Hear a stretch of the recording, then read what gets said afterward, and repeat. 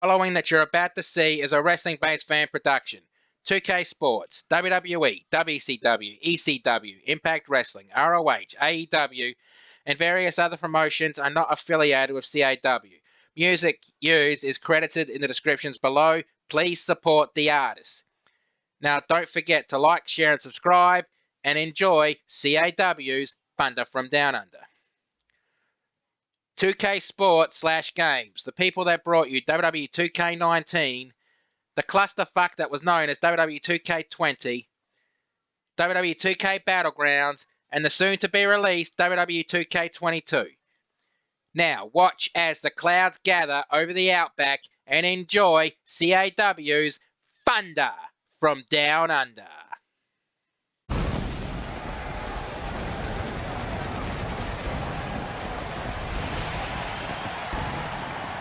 G'day everybody and welcome to CAW's Thunder from Downunder. I am your lead commentator, the Wild One Bruce Northaway, and tonight we are coming to you live from Brisbane, Australia. Now let's get the show started with our guest promotions, starting with the NWOW. Howdy do, this is the Duck, Mr. Quacksworth himself, as we hear from... Ow! I did not expect with that stupid fire! Of course. Of course. It has to be her. Whatever. The following contest is scheduled for one fall. Making her way to the ring from the volcano in the southern hemisphere. She wants to spread a green Christmas. The Heat Miser, Sunspot. Okay, stop it. As we're here, representing from the NWOW, provided this match here we got tonight as we got Sunspot, known as the Heat Miser, representing a green Christmas. Enough with the fire! I hope I don't get sued for anything instead of burning any place down here. I am sorry for CAW. But anyways, this is going to be an interesting match. And her opponent, from Waco, Texas, she has a string of 3 ordinary Texans. Kimberly, the Red Lewis. And this is Kimberly, one of the heavyweights we got in NWOW. I still don't understand why the announcer means by the string of 3 or whatever.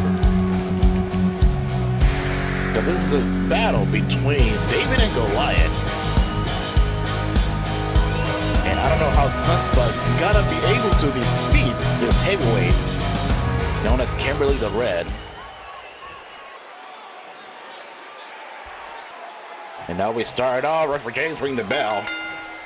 Starting off this match and straight away with the lockup. And now Sunspot got the advantage here to push back Kimberly back to the corner. And oh! And a cheap shot to the head. Oh! And you've seen all that weight from Kimberly. A smash elbow to the head and now a knee strike. And Sunspot starting back to the corner. And brings it out as Kimberly putting a beating to Sunspot, but now as Sunspot coming back again, and she tries to pick her up, but she is too heavy to throw her down. Sunspot is already getting the beating on the heavy, and oh! And a hip attack by Kimberly. Sunspot coming back with a jawbreaker, trying to gain some momentum. Now off to the ropes, drops down, and she just missed the drop kick. And oh! You've seen all that strength there. But now Kimberly is taking over this match, bringing Sunspot to the turnbuckle. 1, 2, 3, 4, 5, 6, 7, 8, 9, 10, 11. Oh, she stopped.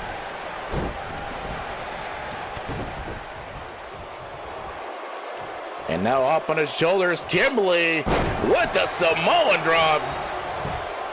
And goes straight for the cover. And Sunspot, it managed to kick out after that drop there. And now Kimberly trying to wear down on the Heatmeister. It looks like she doesn't want any green Christmas at this moment. And now Sunspot bringing down on Kimberly. Trying to work on the arm, trying to wear her down. Trying to play mind games here or something, but no. Off to the top rope, Sunspot. Bringing down Kimberly. And now for a comeback with those clothesline taken out on Kimberly. Ducks the clothesline and brings down Kimberly. But I'm pretty sure that wasn't enough to bring down the heavyweight. And oh, there's a massive elbow. Sanfa needs to find another plan to how to beat down this heavyweight. But she's not getting her hopes down. And already taking out Kimberly over to the floor.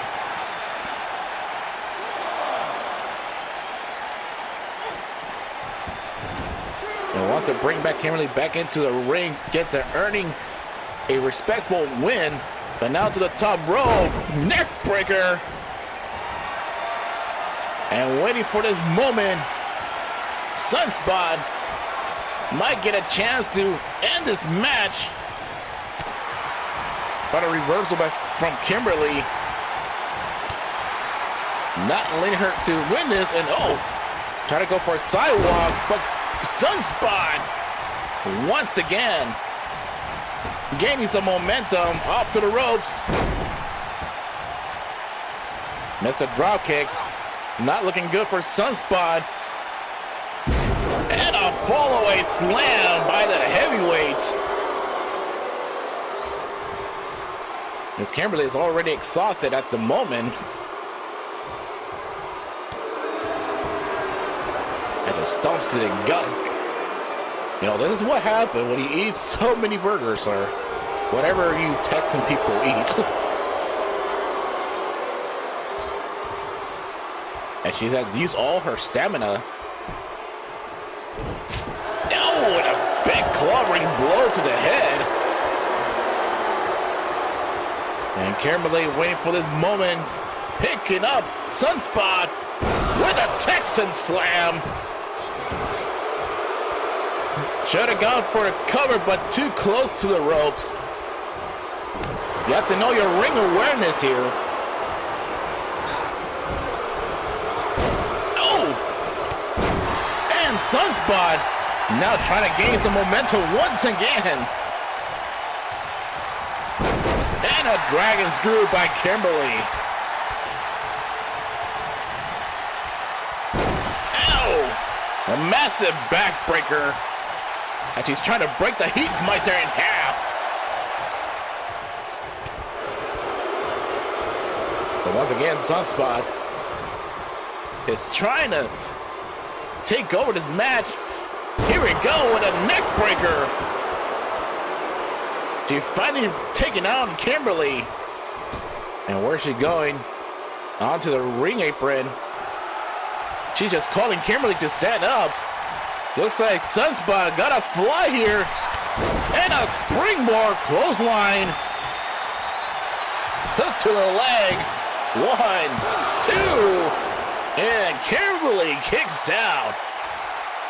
My goodness. And Sunspot waiting for this moment. Oh! Lumbar check. Cover 1, 2, and 3. Sunspot defeated Kimberly the Red. And it looks like we're gonna have a early Christmas time this year.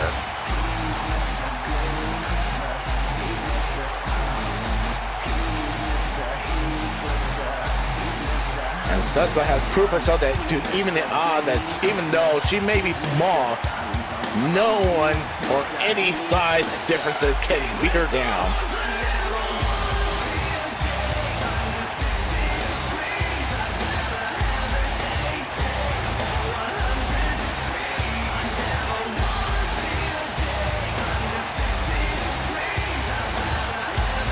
Look at the replay here with the lumbar check ending this match.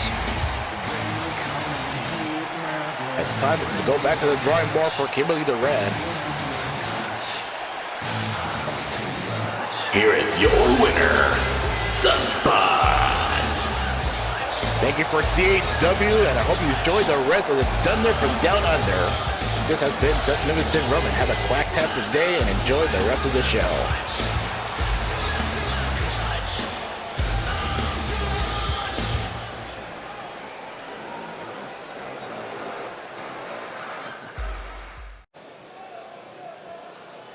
But I would like to thank all the promotions who had provided a match for us tonight. Now let's start the CAW card for the Thunder from Down Under. The following contest is an 8-woman elimination match in which the winner will get a CAW championship match at the Thunder from Down Under. Introducing first, from the deep blue sea, this is Feeding Frenzy. Now, Feeding Frenzy is actually part shark, as you can see. She's actually possibly, besides Dusty Notes, the best friend of our current CAW World Heavyweight Champion, Stone Cold True Blue. Now, I'm not diving too far into that because, well, it's their business, not mine. Well, they are friends. Now, Feeding Frenzy has not had any championships here, but she has had title matches that she's come close to winning. In fact, she was the handpicked replacement for Annika Fairhole when she got injured while she was the current champion at the time.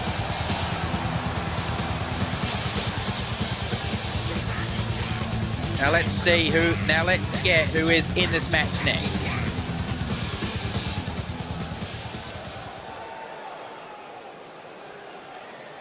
Now introducing the next competitor in this match. Yeah, I really like taking your time, don't you, girl?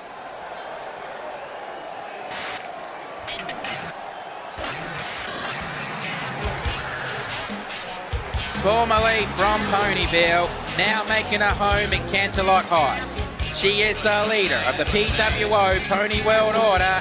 This is Sunset Shimmer! And the PWO, of course, would like me to remind you, you can get their PWO merchandise from the fantasy kiosks around the arena and .com. I'm not going to list all the items on there, just have a look for yourself, because there is a list as long as my arm.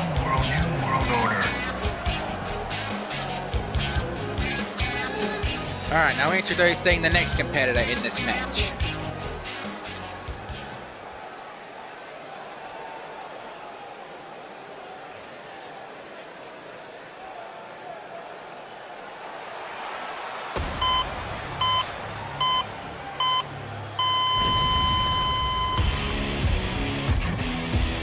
She is from Equestria. Representing the subject, she is the self-professed demi-goddess of the freaks. This is Pain Set Shimmer Cakes. No, you are not seeing double. Pain Set Shimmer Cakes and Sunset Shimmer are basically mirror duplicates of each other from two different universes. One's normal, one's psychotic killer. But of course, this being WCW, we're heavily got security, there will be no killings here. Much to the dismay of a lot of wrestlers, even from other promotions. But even they have strict rules they have to follow. The Pain Set is at least one championship away from being a Grand Slam World Triple Crown champion here in CAW. I'm not sure if he's held every title in the XPWO or the YWO for that matter. But either way, she is an accomplished wrestler. Can't deny that. Now, I know the subject and the PWO have made peace with each other, but that doesn't mean they won't go to war when a championship is on the line. Well, championship title opportunity. But remember, the winner of this picks the championship they go after at the Prison Rules when we start up after the hiatus. Now introducing the next competitor in this match. Man, all these women really like taking their time. Okay, here we go. Y'all now listening to my man AFISHAL. Yeah. She is from the west side of Manhattan. Okay, I may have said that one wrong, but well, I'll get corrected on it later. Feel the rhythm, feel it, as this is Rhythm.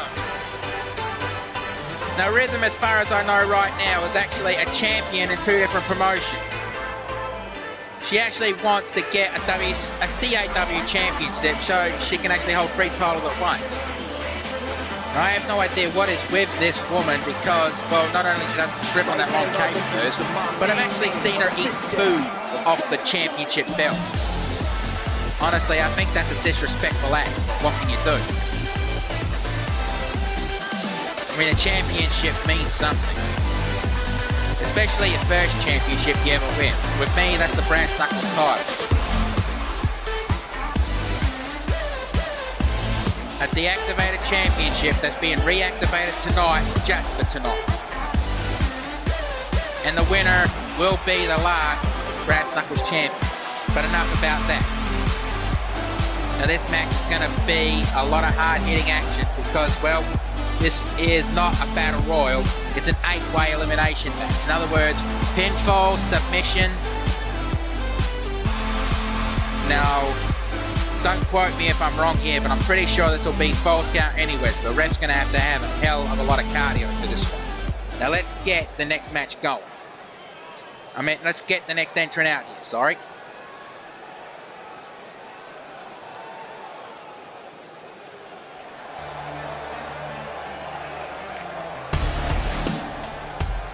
And now, introducing the next competitor in this match. She is from Equestria. She is the leader of the Punk Raid Sisters. This is Melissa Earwing. Yeah, this woman is honestly one sandwich short of a pick. I mean, she once asked me, is blackmail when you drop chimneys down the ladder? I think I might have been drinking at the time with that. I don't know what she was talking about. She asked me, is blackmail when you drop letters down the chimney? Yeah, I think I was drinking at the time. I barely understood. What? I like drinking. Soup.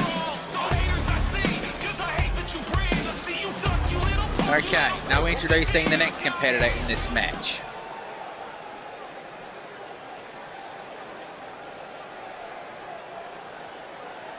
When she decides to come out, okay, here she comes. Introducing the next competitor in this match. From Stable 2 in the Equestrian Wastelands. This is the Lightbringer, Little Pip. Little Pip here, do not underestimate her because of her size. She's small, but she is powerful. Now, if you've read the Fallout Equestria story, you'd understand what and why.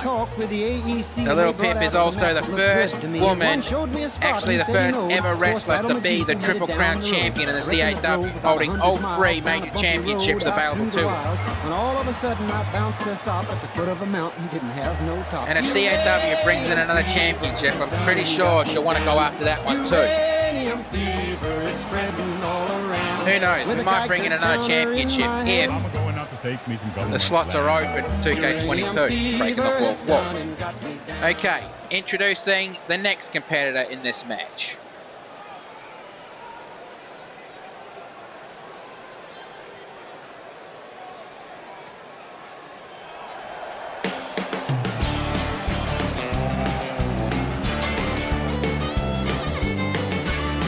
Here she comes.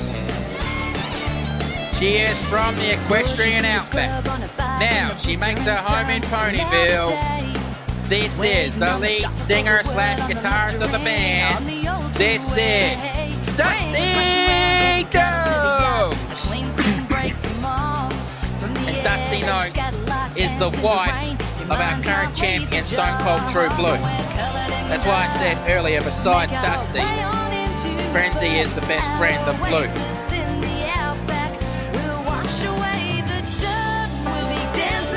So I just had to say it like that to make sure that nobody misquotes me, or will I have to spend time in a doghouse.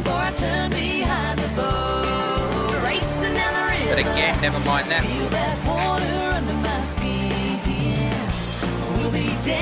And Dusty has not had any championship, even though her two bandmates are former tag team champions.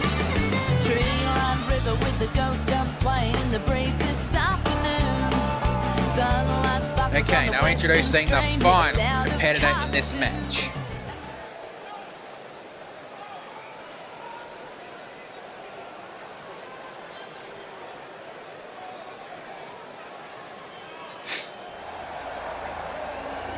Here she comes. And introducing the final competitor in this match.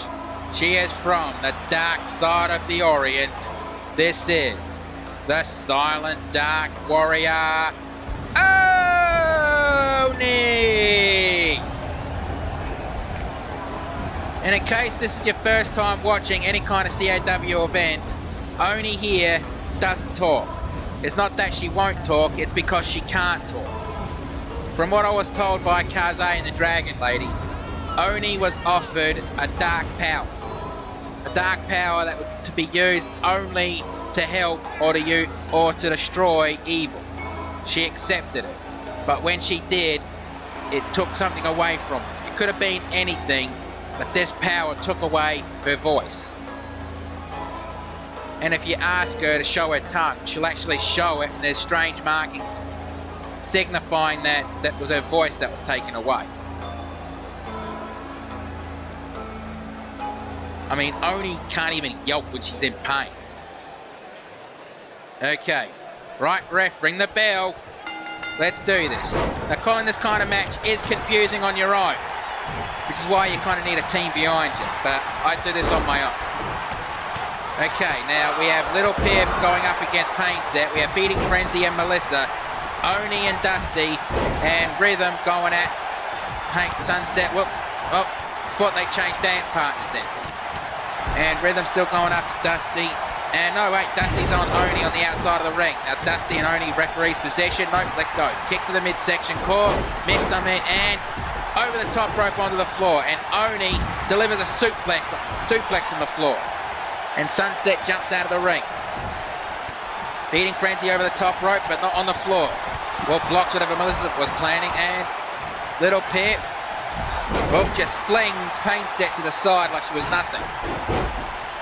It looks like Little Pip wants to change dance partners, and she looks like she wants to go after Feeding Frenzy, but changes her mind. And Sunset, I don't know what she was trying to do there, showing off, I suppose. And Feeding Frenzy rolls out of the ring. Normally, good strategy, but if I'm right on this one, it's false count anywhere. One, count, kick out. Rising knee strike, and Oni over to flings Painset over the top rope onto the floor, and Little Pip flings Melissa over the top rope onto the floor. Northern Light suplex, inverted atomic drop. And Melissa flung back into the ring while Little Pip runs around getting up Feeding Frenzy. Overhead punch, field goal kick. Roundhouse kick, missed the first one, not the second one. And it looks like Feeding Frenzy and Little Pip are going right after Melissa Earwig. Detonation kick. And Oni with a Irish whip to the turnbuckles. The Devil Splash. And Painset rolls out of the ring. Catch a breather. Kick missed and, well, Feeding Frenzy cut her off. I guess she just wanted Dusty to herself. 1, 2, kick out. And German suplex. Forearm, flying forearm. 1, 2, kick out. An overhead punch and over the top rope. Back body drop and the Demon Death Drop or the reverse DDT. And Oni dragging her away from the right. Rope breaks her in this match. Oh well. And the Dragon Tamer on Oni. Or is the Dragon destroyed? That doesn't matter. Because Oni gets out of it very quickly. And back body drop over the top rope onto the apron. And Little Pip brings Melissa into the ring the hard. And Frenzy on the outside. Elbow drop. Second elbow drop. A third elbow drop. And over the top rope onto the floor. Dusty with a pinfall. 1, 2. Kick out. 1. Kick out. And is Painset going to submit? Nope, she powers right at it. And Oni over the top rope onto the apron and... Oh, a little stolen the tactics there. Hip toss takedown. And shoved her off. Mounted punches. And Dusty looks like what's she going to do? No, I thought she was going to tie it to the Tree of Woes. Turns her around, back elbow drop. And drop the mega spell. Why isn't Little Pip going for the cover? That's bad strategy there, Little Pip. You should have gone for the cover. German suplex. Wait, what's Oni doing? And over the top rope, suicide dive. And armbar from behind, DDT. And again, why didn't Feeding Frenzy go for the pinfall?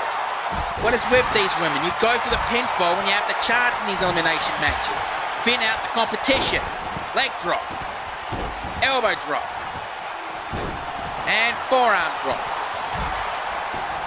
And Feeding Frenzy going for the pinfall. 1, 2. Kick out. And Painset kick to the midsection. Drop kick to the back of the neck. And kick to the midsection on the other side. And Irish whip into the ring steps. And looks like Death Valley Driver, and Feeding Frenzy is going to double it up with another Death Valley Driver. And Frenzy goes for the pinfall. 1, 2, 3. Little Pip has just been eliminated. Okay, so we're now down to 7 women. Stomp on the leg and stomp on the shoulder. And Rhythm just tried to tear the shoulder out of Oregon. Over the top rope, onto the ring apron. And Sunset just Irish whipped Melissa on the outside. And Oni on the outside. And Feeding Frenzy just copped the forearm to the jaw. And it looks like Painset was going to go for that choke, but she got cut off by Dustin. Back elbow strike. Hip toss takedown. And we'll drop down and... front headlock. Feeding Frenzy rolls out of the ring to catch a breather. And now 6 of the 7 women are in the ring. Looked like Rhythm was about to measure up, but Oni just started getting up and cutting her off. And wait. Sunset, what are you doing? Sunset, what are you doing? Don't do it, don't do it. Jesus! Okay, Christ. God damn it, that would have hurt. And Rhythm climbing the top rope. And Irish whip back into the ring. Melissa got up like she didn't even feel anything. Tried to go for a, well, splash, but only got her knees up. Irish whip to the turnbuckles. Devil splash, but missed. Inverted atomic drop. Kick to the stomach and clothesline. Jawbreaker. And drop, and a jump up drop kick. And somersault, I don't know, but it's a 2 count anyway. And back elbow strike on Feeding Frenzy. And there goes that claw move. Spear on Melissa. Is Feeding Frenzy going to tap, snap, nap, or pass out? No. Painset just lets her go. Picks her up. Hip toss takedown. Snap jab, overhead punch. And detonation kick. Stomp on the foot, stomp on the elbow. And Rhythm, what's she doing here? And drive-by drop kick. Rolls into the ring, but Dusty Notes rolls out. Slap to the chest. And takedown. Mounted punches. 1, 2. Kick out. We're still down to 7 women. There's not been an elimination yet. An attempted running neck snap, but missed. On the shoulders, what's feeding Frenzy? A Death Valley driver. And she's going to roll through and double it up on Pain Set Shimmer Cakes. And nails the second one. Goes for the pinfall. 1, 2, 3. Pain Set Shimmer Cakes has just been eliminated. And mounted punches on rhythm. And, try to go for the arm on Sunset Shimmer. Jawbreak. Try to go for a gut shot, and Dusty wants to go after rhythm, but looks like she's changing her attention to feeding Frenzy. Kick to the midsection. And the drift away. Goes for the pinfall. Rope break. Seriously, rope break in these types of matches. Irish whip to the turnbuckles. And belly to belly into the turnbuckles. I missed what Dusty did, but Oni rolls out of the ring to catch a breather. Code breaker, going for the pinfall. 1, 2, 3, that's it. Rhythm has just been eliminated. And Dusty tries an uppercut, but ends up getting a slap in the chop from Melissa. Reversal, club to the back. Overhead punch. And slap to the face. An overhead punch, kick to the midsection. Well, whatever she was planning, feeding Frenzy cut her off. And here comes the burning hammer. Or the deep sea plunge. 1, 2, 3. Melissa Earwing has just been eliminated. And we are now down to the final 4. Sunset Shimmer, Dusty Noize, Feeding Frenzy, and Oni. One of these 4 will get a championship match of their choice at the Thunder from Downunder. Overhead punch, a second one, and moonsault. And this time she nailed it. And has Oni in a headlock. And I think Feeding Frenzy just kicked her off because she wants to eliminate Sunset from the looks of it. DDT. And European uppercut. And there's that somersault body powerbomb. 1, 2, 3. Feeding Frenzy has just been eliminated. Super kick and running clothesline to the back of the head. Now down to the final 3. And now going to the nerve, to a nerve hole. And as we see Dusty get up, leg sweep takedown. Drop kick. And Sunset picks up Dusty Noize, kick, core, and clothesline. Melissa finally woke up and she's on her way out of the arena. Looks like Feeding Frenzy's on the verge of that. And there goes the second nerve hole. Well, another one. And leg sweep takedown. Club to the back, and Dusty picks her up onto the shoulders and guillotine from the top rope. Picks her up and Irish whip to the turnbuckles. Boot, big boot. And kick to the midsection. And what's she going to do here? And, well, a very strange looking suplex. And, well, it looks like she was trying to tear the shoulder out of place on Dustin. And picks her up and rising knee strike. Knee drop. And Oni back on her feet. Kick to the top of the head. And Oni picks up, paints Sunset Shimmer and Death Valley driver. And looks like she's going to double up and do another Death Valley driver. And nails it. And Dusty still on the pinfall. 1, 2, kick out. And Sunset rolling out of the ring to catch a breather. Or rolling out the long one. And here comes the drift away. And goes straight for the pinfall. 1, 2, 3. Oh, kick out. And kick behind the back and missed. And what's she going to do here? And tries to tear the knee out of place. And for someone who's had a history of knee problems, that's painful.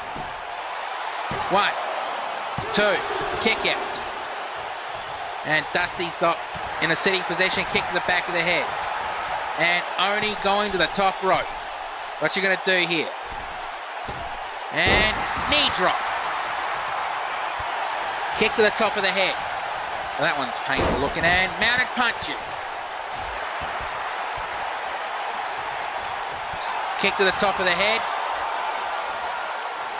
And Irish whip to the turnbuckles. And a demon splash.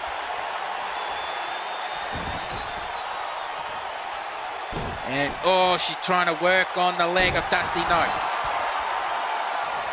And looks like she changed her mind and went straight after Sunset Shimmer with an armbar body slam. Picks her up, but no, European uppercut. Superman punch. And goes straight to the pinfall. 1, 2, 3. Oni has just been eliminated. Now we're down to the final 2, and that's Sunset Powerbomb. 1, 2, 3, that's it. Oh, bloody hell, that was a brutal way to start the CAW part of Thunder from Down Under. Now let's take a look at the replays. The Demon Splash on Sunset Shimmer case. There's dropping the Mega Spell. And the Superman punch. Thought that would have done her in, but it didn't. The Demon Death Drop, or the reverse DDT. DDT on the ring apron, the hardest part of the ring. But let's get the official word. Here is your winner, and gets the championship match with the Thunder from Down Under, Sunset Shimmer. The following contest is scheduled for one fall, and it is for the CAW Tag Team Championships. Introducing first. And it come the #1 contenders. Though I still believe they shouldn't be the #1 contenders because someone screwed up the rules. It should have been elimination. These two won that match. Can't complain, really, can I? I'm really happy for them. Can't you tell? But either way, Bad Attitude Nick Williams and Alpha Wolf. 2 out of the 3 members of the Bad Wolves.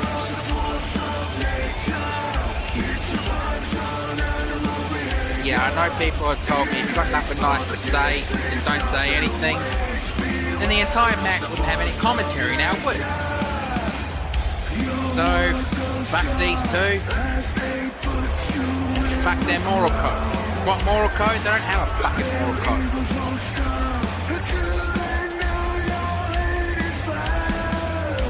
And I know I'm going to try to be impartial, but I promise nothing. What? I have to be impartial? Okay. And here come their opponents.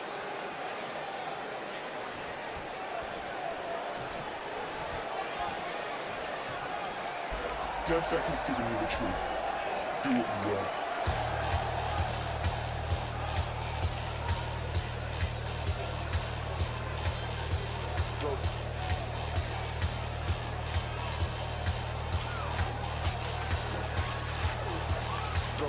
And here they come.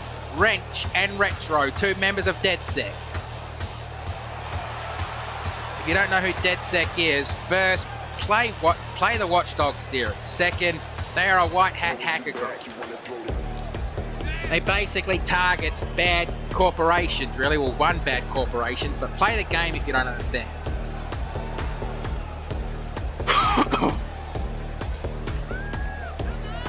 But either way, these two only just recently recaptured the tag team titles at the Night of Champions, well, Night of Gold event at CAW Thursday Night Anarchy. They defeated Texan Gamer in Dallas, which I'm surprised that they didn't call for a rematch in this.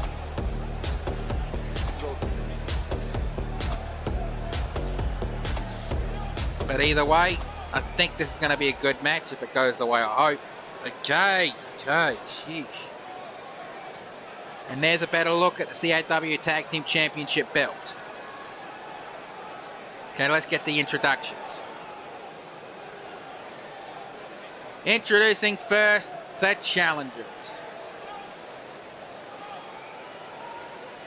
They are from anywhere he damn well pleases and the wrestling capital of the world, Calgary, Alberta, Canada, respectively. They are Bad Attitude Nick Williams, Alpha Wolf, the Bad Wolves, and their opponents. They are, come on cameraman, do your job. They are the CAW World Tag Team Champions. They will bring you the truth. Do what you will. From the San Francisco Bay Area, Wrench and Retro, Dead Set. Now here comes the championship ceremony, which is different for tag teams since it's 2 belts. And the ref throws them up and signifying the championships are on the line. Okay, looks like Wolf's starting for his side and Wrench is starting for his. Right, ref, ring the bell. Let's do this. And we're starting with a running clothesline and wait, Alpha Wolf didn't even feel it. Slapped away and shoulder tackle. Stomp on the arm. I don't know if he got all of that one. And Alpha Wolf picks him up and jawbreak. Clothesline again, didn't even feel it. Choke toss and hip toss takedown. Okay, never mind. Flying forearm and again swatted away. I think Wrench needs to get a bit of meat on his bones. In other words, get some muscle mass, kid. Clothesline attempt miss. And again with flying forearm, just simply swatted away. Kick to the midsection. And Irish whip to the turnbuckles. And tag. And holding and shot to the ribs. Ooh, that looked like it was going to hurt. On the shoulders. And guillotined on the top rope. Now I know other promotions like to do the tornado rules with tag team matches, but in my opinion, you need to have classic tag team battle because that's the way tag team wrestling is. And Irish whip, drop toe hold. I think the game just glitched a little. Breaking the 4th wall, never mind. And Brent tags in Retro. And try to do a takedown, but shoulder, elbow shot to the forearm. Kick to the midsection. And neck breaker. Stomp missed. And running shoulder tackle. Clothesline. He picks him up. And, well, he just got out of that one. And spear! Stomp on the stomp on the upper arm. And going into the camel clutch. Yeah, that's the camel clutch. It's not a reclining stand. The camel clutch, you sit into it. Picks him up and crucifix driver, pinfall attempt. 1. And kicked out on 1. And Retro picks him up and Irish whip into Dead Sex corner. And Dead Sex now doing, they're attempting to use that hack and run. And Alpha Wolf distracting the ref long enough. Come on, ref, turn. Come on, turn. 1, 2, kick out. God damn it, Wolf getting the ref's attention. And elbow shot to the midsection, or the bread basket, if you will. And Irish whip to the turnbuckles. Well, whatever Nick Williams was planning, doesn't matter. And the Lufez press. And well, Nick Williams was attempting the hot tag, but didn't even get it. Kick to the side of the head. And Irish whip to the other turnbuckles. And tried to do a splash, but missed. Irish whip into the Bad Wolves. And rising knee strike. Stomp missed. And hard closing. He picks him up and shoves him off. And Wrench got up quickly. And Lufez press. And stomp missed. Flying forearm. Picks him up. And headbutt. I have no idea how that mask of Wrench is actually, sanctioned. Because that's friggin' made of hard plastic. Except for the part that covers his mouth. That's got rivets and it's made of leather. So he can breathe and talk. And ba-da-dum, bump, bump.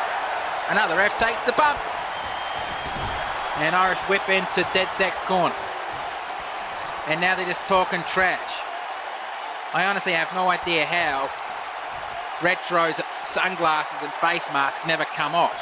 Well, bandana. Do something, Wrench. You're giving him time. Drop kick. And now Wrench is measuring up Nick Williams. And here comes the Hacker's right heart punch. And nails him. Goes straight for the pinfall. 1, 2, and broken up by Alpha Wolf. Turns him around and German suplex. Cop that puppy. All right, last one I promise. Don't give me that death flip. German suplex.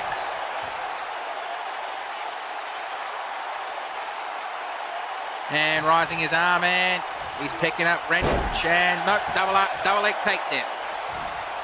Leg drop. And Wrench is just dragging Williams into the middle of the ring, and running neck snap.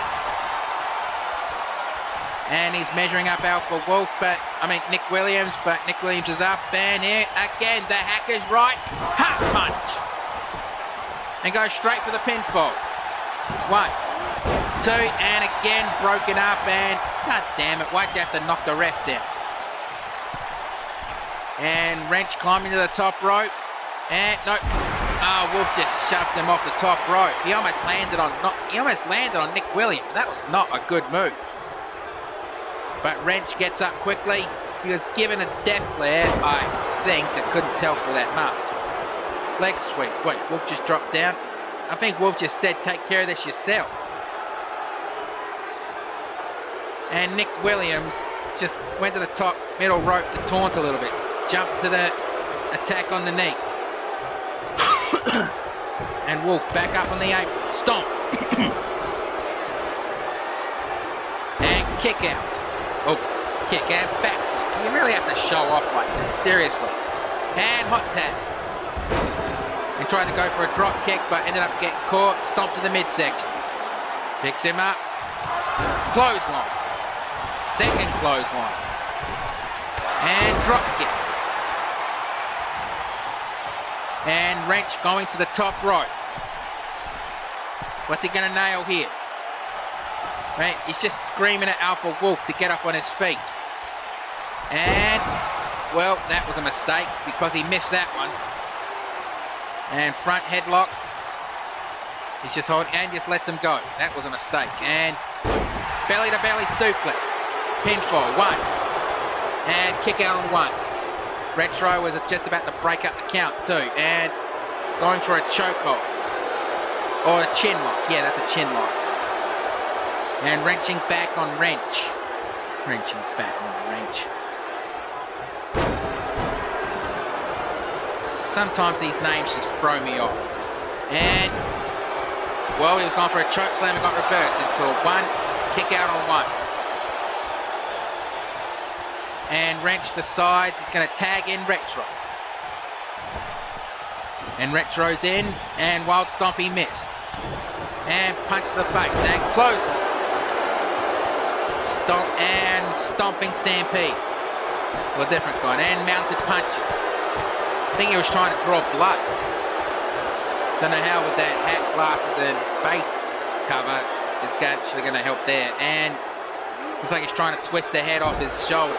Slams him down, picks him up, and Irish whip to the turnbuckles of the Bad Wolves. And now the Bad Wolves are going for another version of the stomping stampede. Nick Williams tagged himself in and starts stomping away. Alpha Wolf tagged himself in and starts stomping away. And Nick Williams tags himself in. And here comes the hesitation drop kick. No, wait, that's a skateboard drop kick. My mistake. And Nick Williams going straight for the pinfall. 1. And Wrench breaks it up and also takes out the ref and Wolf inadvertently. Picks him up, kick to the midsection, and, well, whatever he was planning, Retro just reversed it. And big boot. Looks like he turned him inside out with that. And spins him around, draping him over the top rope. The middle rope, I mean. And goes straight for Retro. No, it goes straight for Wrench again. Club to the back. And running knee strike. And Wrench rolls out of the ring to catch a breather. And back elbow strike. And I think Nick Williams has been busted open. Northern Light suplex. And kick missed. I definitely think Nurse Banshee is definitely going to have her work cut out for her tonight. And shot to the ribs. And running knee strike. Drops down like a sack of bricks. Stomp on the lower back. And mounted punches. Stroke. And stomp on the arm. And here comes the Texas Cloverleaf. And too close to the rope. The ref calls a rope break.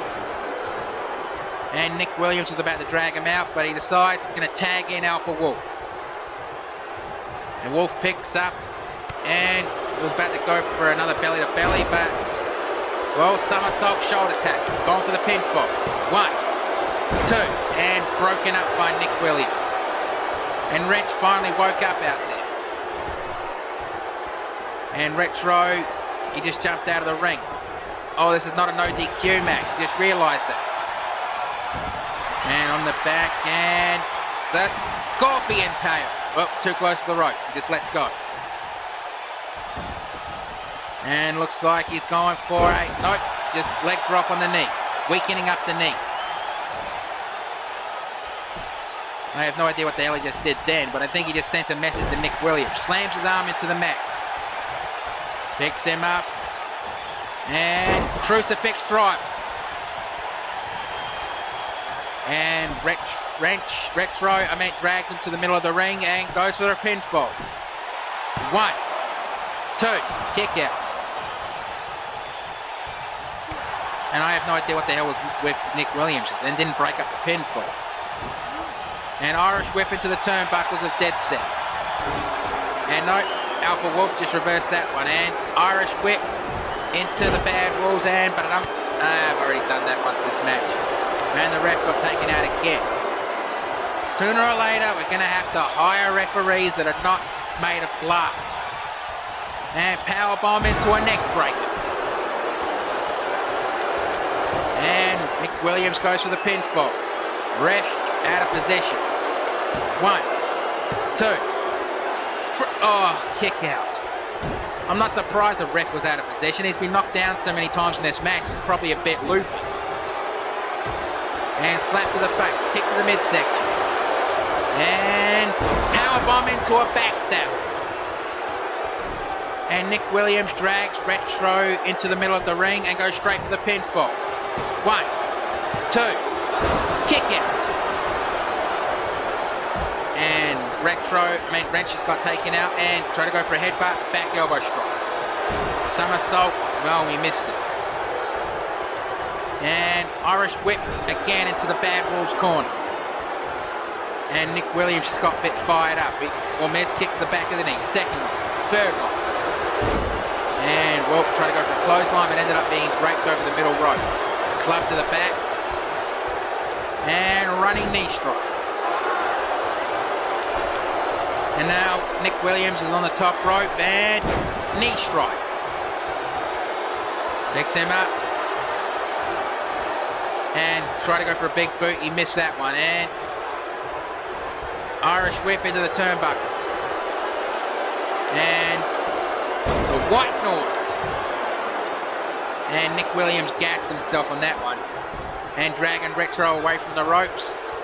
And, well, I thought he was about to tag in Alpha Wolf. Okay, I can't believe I'm about to say this, but that was a mistake not going for a pinfall. Nick Williams just made a rookie error. Kick to the midsection, or maybe not.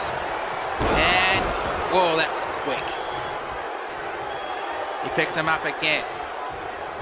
And Irish whip into the Bad Wolves corner. And he picks him up and, wait, what are you doing? What are you doing? Look, as much as I hate you, you still got your career ahead of you. Don't do this for fuck's sake. Oh, for fuck. I am very surprised that kind of moves are allowed in wrestling. And Irish whip, and he just trips over. I think Retro looks a bit out of it. And Nick Williams picks him up. Slap attempt and kick to the midsection. Again with a kick to the midsection and grabs him by the back of the scruffy neck and... I thought Nick Williams was already bleeding, so somebody else has got busted open. I have no idea. And Irish whip back into the ring. Followed quickly by Retro. He picks him up. And crucifix driver gone for the pinfall. 1, 2, and broken up quickly by Alpha Wolf. And Wrench tried to attack Wolf, and the ref just told him to get out of the ring. And Nick Williams just tagged in Alpha Wolf. Stomp. And Wolf picks up Retro. Elbow strike to the midsection. And spear. Either tag out or go for the pinfall, Retro. Back body drop. And looks like he's trying to twist the neck. And, whoa, wrenching on that one. And a second wrench. Slams him down to the mat. He picks him up. And Alpha Wolf trying to go for a choke slam, but Retro cut him off into a twisting neck break. And now dragging him to the middle of the ring, and well, they call that the $1 million fish drop, because it was done by mostly Ted DiBiase. And suplex slam into a fist. And Alpha Wolf picks up Retro and double leg takedown. Stomp to the knee. He picks him up and, or whatever he was trying there, just got a knee to the and clothesline attempt, missed. And snap suplex. And Retro picks up Alpha Wolf and, well, copped the knee strike. And Irish whip to the turnbuckles. Big boot. Club to the back. And Retro has Wolf, and he's just looks like he's trying to drag him to his corner. Well, changed his mind. A snapmare takedown and kick between the shoulder blades. Wolf just got up like he didn't even feel it. Irish whip to the turnbuckles. And tagged in. And again with that, rising in the arm and shot to the ribs. And, well, he didn't time to the tree of woe, but slammed him anyway. And kicked, big spear.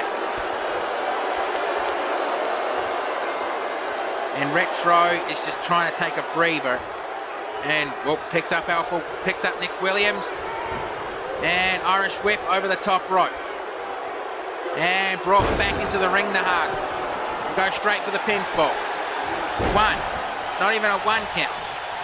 Before the count was broken up. And back body drop. And, well, Nick Williams picks him up. Kick to the midsection. And here comes the power bomb into a backstab. And goes straight for the pinfall.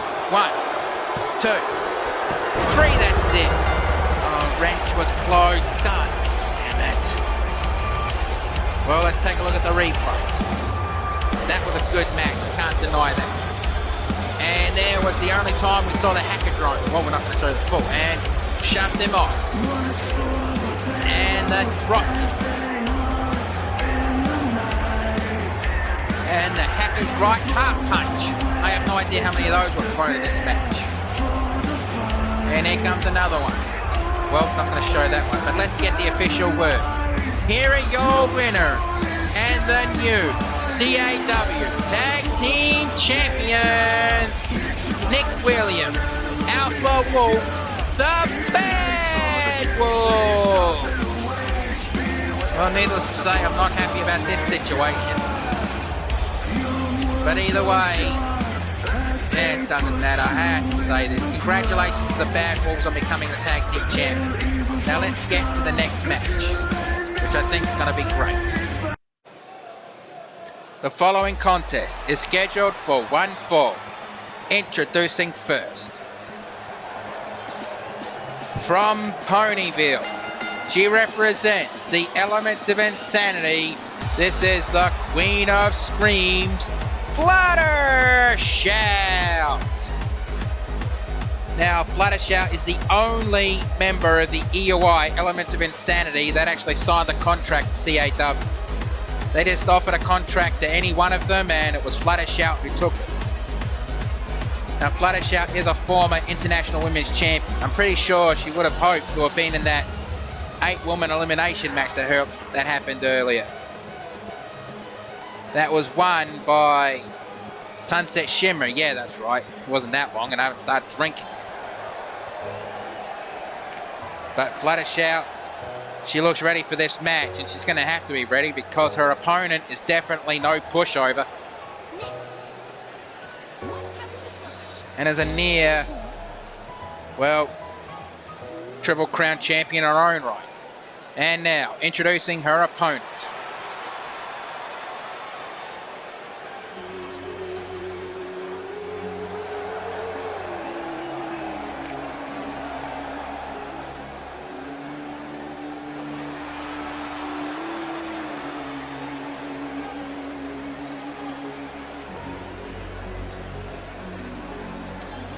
She is from the other side of darkness. Now, she walks within the light. This is Neko Dark. Neko Dark. That's not just a line that you say that you pretend to be from. No, Neko Dark is actually born within the darkness, but she prefers to walk within the light. Now, I know I've probably said this before, but I actually once asked Neko Dark, trying to get away from the darkness, why the pentagrams on your gear? And she said to me, I may want to get away from the darkness, but I am never going to forget where I came from. So, fair enough. And Neko Dark is one of those women who actually wears heels and she fights. Still surprised that she doesn't snap her ankles doing it. Now, I know Hanneke Fairhall actually told me that her boots are modified for her. But still, that's her explanation. Okay, Fluttershy is ready. Neko Dark is ready. Right, ref, ring that bell. Let's do this. And we're starting with the basic referee's lock and headlock. And really squeezing on there. I think Neko Dark's just trying to make sure her ears don't get, damaged. And Irish whip to the ropes. Drop down. And try to go for a big boot, but ended up getting caught. And basic referee's lock and right on the ropes. Come on, ref, do your job. Break him up. And good, clean break. And kick to the midsection and DDT. Kip up. And a kick to the chest. Stomp on the arm. And Neko Dark with an armbar and a... Oh, looks like she was trying to twist the shoulder out of place. Picks her up, and I'm still surprised, honestly, that Fluttershy's hat never falls off. I mean, look at it. Did she use some kind of a glue or something? And flings her off Kick to the chest. And Fluttershy, nope, jawbreaker. And running Hurricane. Kick to the chest, caught, and dragon screw leg whip. And picks her up. Overhead punch, elbow strike, and nope, reversal. Club to the back. Oh, looks like she guillotined herself on the top rope. Well, almost from the looks of it. And stomp to the forehead. And go straight for the pinfall. One, kick out. And drop kick to the back of the head. Picks her up and nope, missed and slap to the face. Caught and shot to the ribs. Flatline. And Neko Dark not wasting time, she goes to the top rope. And the 450 splash. And goes straight for the top pinfall. 1, 2. Oh, that was close. And I guess if you haven't noticed, Neko Dark is actually the master of cat-like reflexes. Shooting star press from the top rope. I can't believe she actually got it from that far. And then go straight for the pinfall. That's going to be a mistake. And gut wrench. Powerbomb. And it looks like Neko Dark's going for a modified Texas Cloverleaf. And Fluttershy looks like she's trying to power out of it, and yet she powers right out of it. And Northern Light suplex. Kipper! Bloody hell, super kick. And picks her up and double chop to the gut. And a kick to the side of the head. Looks like Neko Dark has gone back to that modified Texas Cloverleaf. Clothesline. No, double axe handle. Clothesline. Duck and rolling kick to the head. And Neko Dark in the corner. Slap to the chest. And it looks like... Oh, I thought she was going to do the javelin because that's what she normally does in the corner. But nope, she puts Neko Dark on the top rope. And looks like she's gone for a superplex. Into the... No! That looked like a modified Michinoku driver from the top rope. And a kicking combination. Followed by a couple of punches. I'm not going to even attempt to call that too quick. Reverse DDT.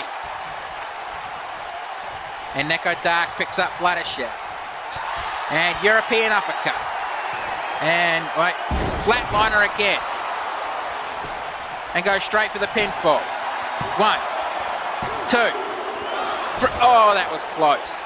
And Neko Dark can't believe Fluttershy was able to kick out of that. And Neko Dark decides to climb to the top rope.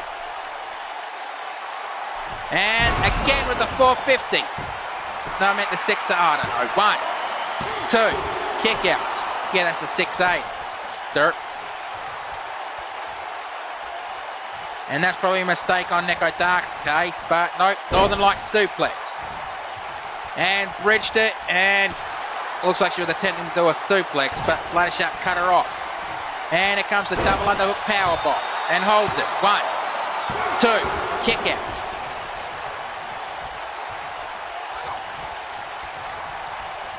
And snake eyes. Though I think Neko Dark would prefer the term cat's eyes. Spins her around and Irish whip to the turnbuckles. And looks like Neko Dark. Oh, she's not tying her to the Tree of Woe. Just spins her around and places her on the top rope. Nope, ties her to the Tree of Woe. And climbing to the top rope. What's she going to do here? And double stomp to the chest. That looked like a hell of a Goomba stomp. But again, didn't go for the pinfall. Jawbreaker. That was definitely a mistake. And flatline. And picks up Neko Dark. No, doesn't matter. Elbow strike. And Irish whip into a running knee, into a running big boot. And Neko Dark drags Fluttershy away from the ropes. Right. Wait, Neko Dark, what are you doing here? And oh, come on. 1, 2. Seriously, Neko, why? Elbow strike. And try to go for a cutter, but cut off, and cutter and cut off. And enziguri. And Fluttershy and wrenches at the knee. That looks dead. That looks painful. And wild stomp, she missed that one. And stomp, she didn't miss that one. And looks like she's gonna, nope, not the slot machine. She's gone for a chin hold. And Neko Dark powers out of it. Snap, and a snapmare takedown. Picks her up. Kick to the midsection. And spin out powerbomb. And Fluttershy, well, definitely would not let Neko Dark do that one, and she's measuring her up. And kick to the midsection. Double underhook, powerbomb, and holds it. 1, 2, kick out. Kick to the chest, core, and dragon screw leg whip. Overhead punch again. And a crucifix driver, holds the pinfall. 1, 2, kick out. And Neko Dark picks her up and kick to the midsection. And flying forearm attempt, swat it away. And a spin out powerbomb her own right. Didn't hold the pinfall though, no idea why. Picks her up and she's shoulder separate. And drags Neko and flings her over the top rope and onto the floor. And jumps out of the ring. Picks her up. Slap to the face and the bubba bomb. Or in her case, the flutter bomb. I'm going to have to tell Mark about that one. Call it that. Kick to the midsection. And snap suplex. And holds. Oh, it's a falls count anywhere match. I forgot about that. 1, 2, kick out. I forgot this is a falls count anywhere match. And I'm really going to have to brush up my bloody notes here. Super kick. And hold to the pinfall. 1, 2, kick out. And Fluttershy out, showing her frustrations. Picks up Neko Dark. And Irish whip back into the ring. Followed quickly by Fluttershy out, then the ref. And Fluttershy out with, wrenches the knee back. Sorry about that. And kick to the top of the head, I think. And Enziguri. Well, Neko Dark trying to get a bit of blood pumping in her system. Goes straight to the top rope. And the 6-8. Oh, she missed. That was probably no water in the pool. Flash out picks her up and going for that kicking/punching combination of hers. And Irish whip to the turnbuckle. Drop kick to the lower back. And referee's lock shoved off. And cut. And Neko Dark going to the top rope again. Is she going to try to nail the 680? And she nails it this time. And gassed herself. Probably bad. Going for the pinfall. 1, 2, kick out. And Neko Dark showing a bit of frustration. She could not believe that Fluttershy just kicked out of it. And jawbreaker. Flying forearm. And now Fluttershy going to the top rope. And, well, frog splash. Go straight for the pinfall. 1, 2, kick out. Bloody hell, this is going back and forth pretty well. Picks her up, kick to the midsection. And here comes the double underhook powerbomb.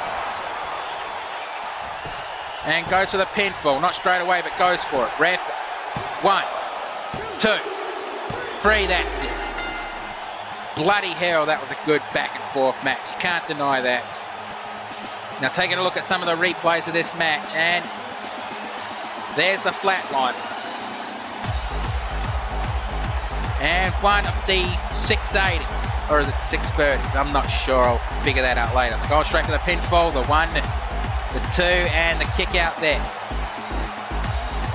And there's that punching kicking combination. I have no idea what she calls that, I'll have to find out later.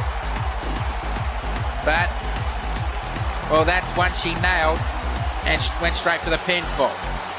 With the 1, the 2, and the kick out. But I think what happened here, the crucifix slam. And tried to hold it for the pinfall, but let's get the official word. Here is your winner, the Queen of Screams, Fluttershy. Well, good match. Now let's get to the next one. This is the SCP Foundation. Release the D-Class. The following contest is scheduled for 1 fall. Introducing first. And yeah, I made sure this is a proper one-on-one match this time. And here comes the first competitor in this match.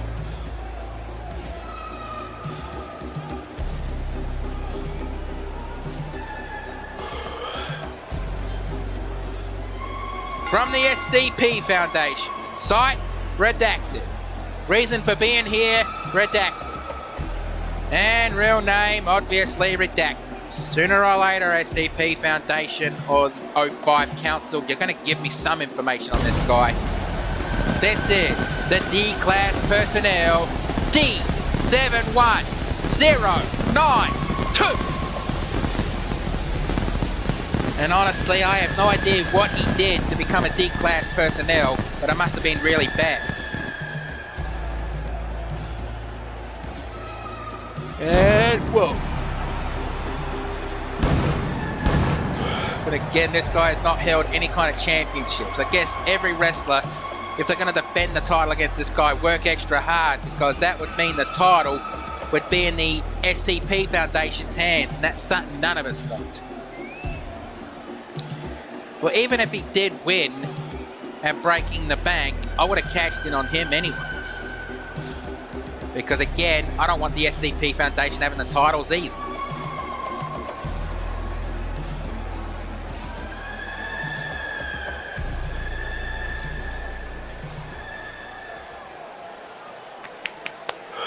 And now, introducing his opponent. On the edge of the crater, like the prophets once said, and the ashes are all cold now, no more bullets, And introducing, and the embers are dead. from the Armageddon, Whispers, he is the post-apocalyptic bounty hunter. This is the Wastelander! brothers gone. And this is definitely going to be a hard-hitting battle, because Wastelander, well, he basically walks in the Armageddon. He's a bounty hunter within it. What a mess we made.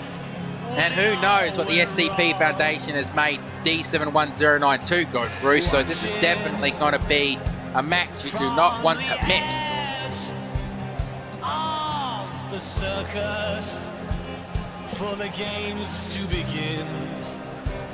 And, Gladiators draw their swords well, from their ranks. I honestly found that gas mask of his kind of a bit creepy, but not as creepy as some of the stuff here at the CAW.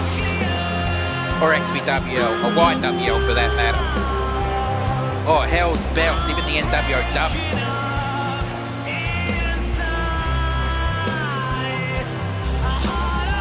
Don't forget to check the description in this video for the links to those channels to check out some more wrestling action while the CAW is on hiatus. I do recommend you check those channels out. You will not regret it.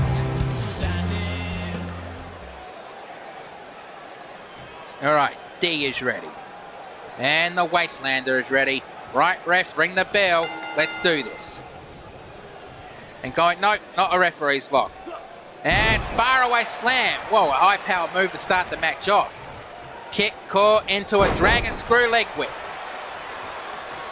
And kick to the chest, core, and dragon screw leg whip. And no, didn't get caught that time. Kick to the chest and back body drop.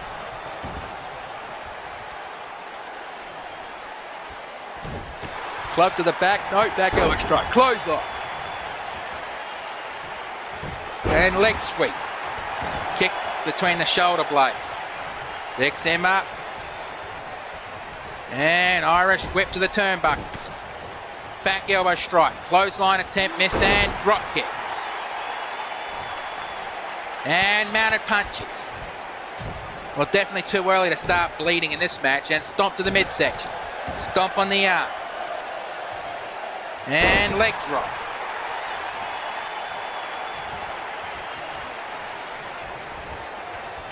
Picks him up and leg sweep. Stomp missed. And small package, the most lethal move in wrestling. 1, 2, kick out. That's not just a joke. I mean, that move has actually ended more matches than any other move. And going for a few punches, running knee strike. Picks him up. Well, whatever Wastelander was thinking, doesn't matter. Overhead punch, shot to the chest. Irish whip and hip toss takedown. And D going back into the corner and he's measuring up the Wastelander and spear. No! Yes, spear. And now he's measuring up the Wastelander. I guess we're about to see the SCP Jack. And nails it. Goes for the pinfall. 1, 2, kick out. And D showing a bit of frustration. Now, during the match, I'm not going to say his full name because, well, it takes a bit. So I'm just going to call him D during these battles. It looks like he's trying to twist the head off the Wastelander's shoulders and slams him down into the mat. Put him in a sitting position and tries to twist the head off. And slams him down. Under the seating position and, well, wrenching back on the neck again. And, oh, bloody hell. And stands up and shot to the ribs, shot to the jaw. And backbreaker.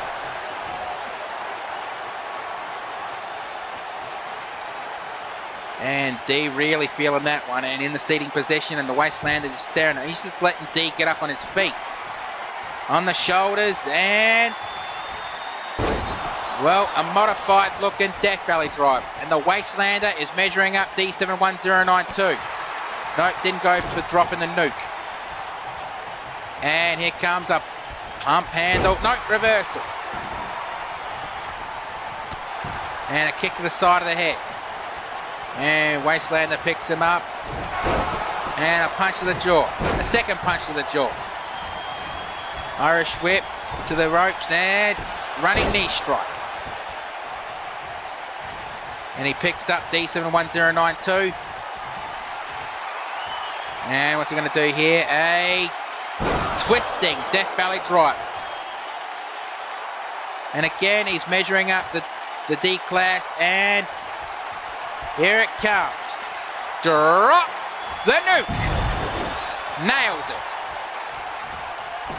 And goes straight for the pinfall. Ref out of position. 1, 2, 3.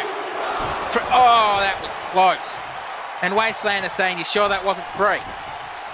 And tried to go for a fist, but he missed. Oh, he looks like he damaged his hand doing that one. And punch to the jaw.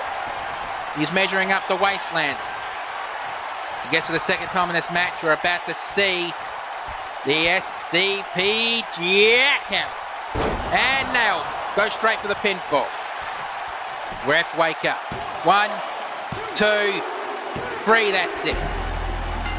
Oh, bloody hell, that was a hard-hitting match with two powerhouses. Let's take a look at the replays. And, well, whatever he was thinking there, D just cut him straight off. And the overhead punch.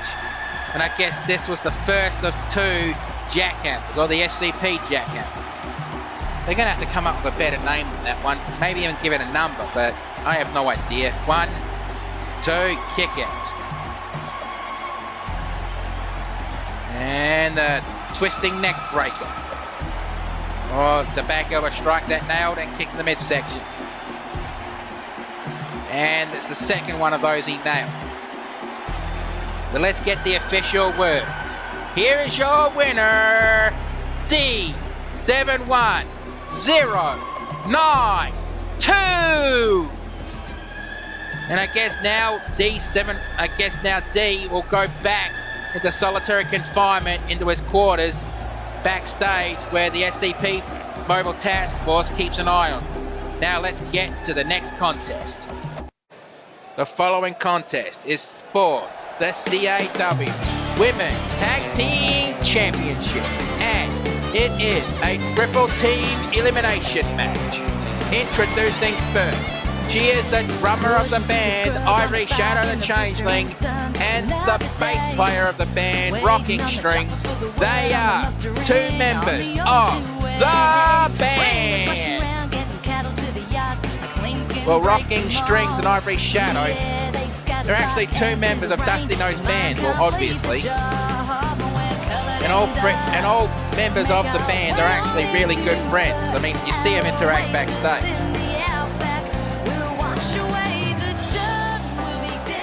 Okay, now introducing the next competitors in this match.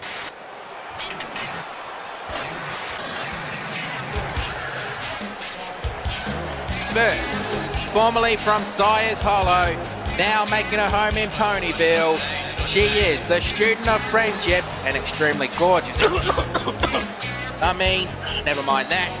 She is Starlight Glimmer, And also making her home in Ponyville, she is the great and powerful Trixie Lalamoon. They are the PWO Pony World Order! And of course, I would like me to remind you can buy their PWO merchandise at BattleRoyalWebsite.com or at the fantasy kiosk around the arena. Yeah, they always tell me to say that. I'm not going to say why. But either way, you can't really half tell those two are good friends, can you? Just by the way they're interacting right now. Now this match was actually thrown together at the last minute, trying to figure out who the Priyamikaze was going to defend the tag team championships against. But either way, this is going to be a challenge for them. And now introducing their final team in this match.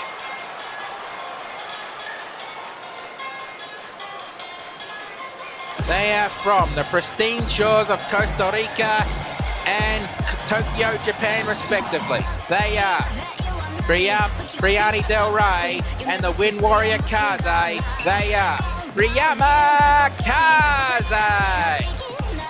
Now these two have been a really effective tag team. I mean, they've been tag team champions in all three of the promotions they're in. XPWL, YWL, and well, CAW, obviously, they're the current champions. But this is actually going to be one hell of a match. Well, I love these elimination style matches, what can I say? Alright, ref ring the bell. Let's do this. And again, this is the kind of match where you need a full commentary team to call. And head scissors takedown from Trixie. And leg snap from Ivory Shadow. And Starlight tried to do a kick between the shoulder blades, club to the back. Drop kick, swatted away the fist. And Starlight elbow strike. Another elbow strike, just swatted away. Slap to the chest. Kick to the midsection. Club missed and a tilt-a-whirl DDT. Slap to the face. And, well, there goes a head scissors takedown. Not a Hurricanrana, head scissors takedown. An Ivory Shadow rolls out of the ring to catch a breathe. I'm pretty sure this is Falls Anywhere. If not, I guess we'll find out. And Michinoku's right. No, it's not Falls Anywhere. Okay, thanks for letting me know. Beforehand. Isn't that supposed to be your job, you wanker? Never mind. And gutbuster. And face first into the hardest part of the ring. And we'll try to separate the shoulder with that. And Brianni Del Rey picks up Starlight. And nope, slap to the chest. European uppercut. And Kaze just slams Ivory into the ring steps. Stomp on the knee.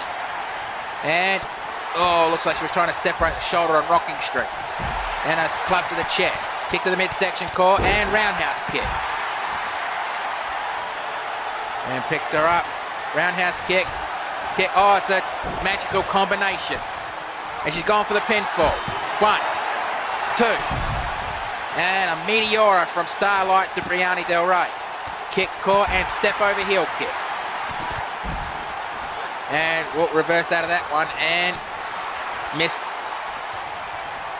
Side Russian leg sweep and DDT over the top rope onto the floor. And Trixie looks like she wanted to trade dance partners with Starlight. It looks like she changed her mind. She's just standing there looking at rocking. Oh, wait. Letting her gas herself trying to get up. Good strategy if you think about it. And, oh, fucking hell, that's painful. And Rocking Strings is measuring up Kaze. And from the hive, clothesline.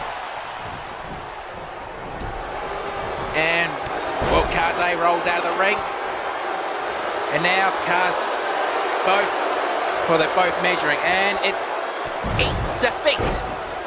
And Starlight stealing the pinfall. 1, 2, 3. Brianni Del Rey has just been eliminated. Means Kaze is really going to have to work hard if she wants to keep the tag team titles. And Starlight, super kick. Followed by the straight jacket German suplex of a bridge. 1, 2, 3. Ivory Shadow has just been eliminated. Death Valley Drive. So this is not This is obviously not balls anyway. Well, Starlight and CloZee both got in the ring at the same time. Clothesline ducked. Kick to the midsection and... Oh, what the hell is Trixie doing of rocking over there? And hit to the chest. And just a reminder, that announce table is not me, that's the Spanish announce team. I work from the gorilla position. You think I'm crazy enough to be out there with some of the big bastards while I'm trying to call matches? I mean, respect the Jim and Mark, but they're crazy. And this coming from a guy who used to wrestle in bloody spider webs made with barbed wire. And step over heel kick from the top rope. Picks her up and super kick. Well, Starlight ducked that one. Kick to the midsection. Another kick to the midsection. And the natural selections. And rocking just slammed into the ring post. And Starlight measuring up CloZee. Super kick. Followed by the straight jacket suplex. And I think it has missed the kick to the ring post. 1, 2, 3, that's it. No, it's not it. That was a 2. Bloody hell, that was close. Well, European uppercut. And Trixie picks up rocking strings, elbow strike. Tried to go for an uppercut, but ducked that one. And on the shoulders, what's she gonna do here? And, oh, tosses Trixie into the ring post. Elbow strike. And Irish whip over the top rope. And rocking strings just put Trixie into the ring. And quickly follows. Suplex. And, well, looks like Starlight's going to roll out of the ring to catch a breather. And rocking is thinking top rope, but whatever she was planning just got cancelled. And reverse DDT. Stomp to the forehead. In fact, the only chance these two have is to try to eliminate one of the band members. Try to eliminate one of the band members. I mean, try to eliminate one of the PWO. That's the only chance they have. Because if one of them two get eliminated, it's basically a handicap. Detonation kick. And dragging Trixie away from the ropes and going for the pinfall. 1, 2, kick out. And Starlight back in the ring. Well, whatever she was planning there, she missed and CloZee has Trixie. Well, elbow strike. And on the top rope, Starlight. What are you doing? Come on, Starlight, don't do this. I mean, you've got plans to... I mean, nothing. Oh, that's painful. And it's showtime. And going for the pinfall. And ref, come on, wakey, wakey, ref. 1, 2, 3. CloZee has just been eliminated. Oh boy, now it's a handicap match. Rocking strings on her own against the PWO. Elbow strike and Irish whip back into the ring. Well, Starlight just Irish whip stuck rocking strings back into the ring and Starlight going to the top rope. And missed the double knee shot. And looks like Rocking is measuring her up and nope, Trixie cut her off. And a double team maneuver, a double backbreaker. And Trixie measuring up rocking strings. I guess she's going to hit the showtime. And nailed it. And Trixie going for the pinfall. Ref way out of position. 1, 2, 3. Oh, how close was that? And Rocking with a shoulder separator. Spins her around and inverted atomic drop. And Trixie rolls out of the ring to catch a breather. Probably the only chance Rocking has right now. And what the hell are you doing there, Rocking? Come on. And she's waiting for Starlight to get up on her feet and spins her around. Reverse DDT. Fits her up into the sitting position and, oh, she's trying to twist her head off. And, oh, bloody hell. Slams her down onto the mat. And now measuring Starlight up.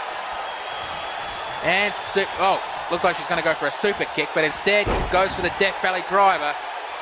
And going to double up into another Death Valley driver. Fake out. And going for the pinfall. 1, 2, kick out. That was possibly Rocking's only chance. Because clothesline, kick to the top of her head. And flying forearm with a kipper. Stomp on the arm. And really wrenching back on Trixie. Can she make her submit? Nope. Starlight breaks it up. Clothesline. Stomp on the chest. Or is that stomp on the... That was probably on the jaw. And now going for a submission hold. And... Well, Rocking powers right out of it. Well, she is the possibly the strongest member of the band. Clothesline. And a pile driver. Again, this could be Rocking's only chance. Because Starlight's out of the ring, catching a breather. Leg sweep. And Trixie cops a leg sweep. Stomp on the hand. And now going for a submission hold. Can she make Trixie tap out? Nope, Trixie gets right at him. Well, whatever happened there was a complete muck-up. And going for a, modified camel clutch. And the ref going round and around and around he goes. I think he's drunk. I was wondering where my six-pack went. And, over the shoulder takedown. And, Rocking with a cops the reverse DDT. And now, Trixie is measuring up Rocking strings. And about to nail the showtime. And I think we just saw the last of Rocking strings there. With a 1, 2, 3, that's it. Can't deny it, Rocking strings definitely showed a lot of heart in that one, but it just wasn't enough. Now let's take a look at the replays. And with a heaps of changeling feet. And that's when Starlight took the pinfall. And, I must have missed that one, because that was a Death Valley driver. Good shot there. And the natural selection's neck break. Core and elbow strike. Now, unfortunately, I'm going to have to check out here and give the headset to Jim Johnson, because he's going to be commentating the next couple of matches, because my match is next. So let's get the official word. Here are your winners and new CAW Women Tag Team Champions, Starlight Glimmer and Trixie Lullaboon, the PWO. Alright, that's me done for the next couple of matches, so I will see you very soon, hopefully in one piece.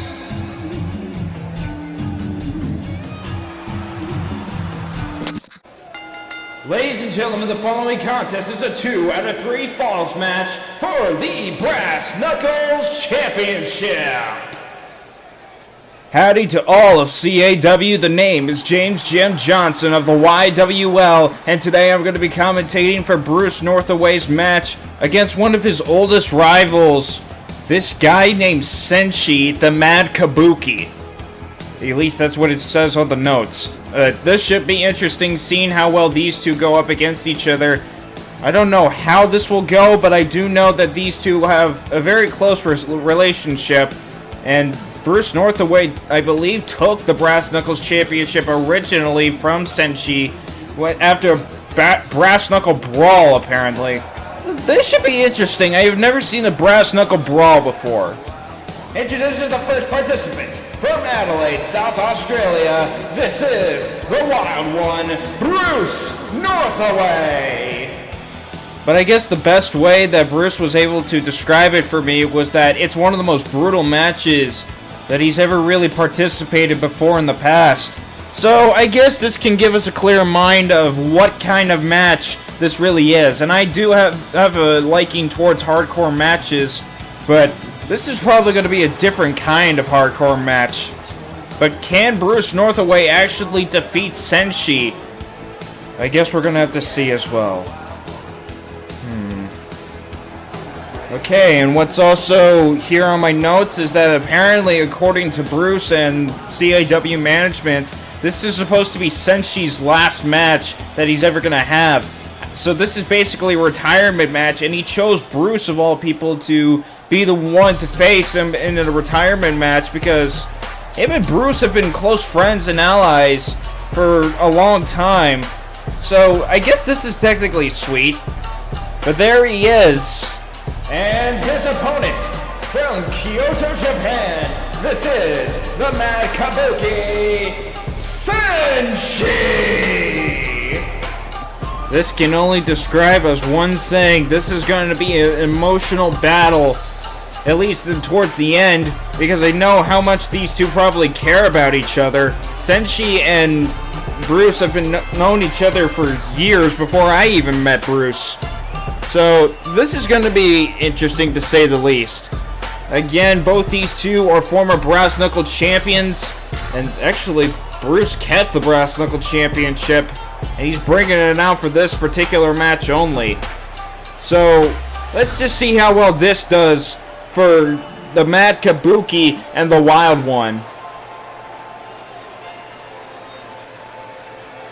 And Senshi, he feels ready to go. Can he defeat the Wild One, Bruce Northaway? Oh, jeez. Pyrotechnics, huh? Oh, this guy is already the epitome of badass.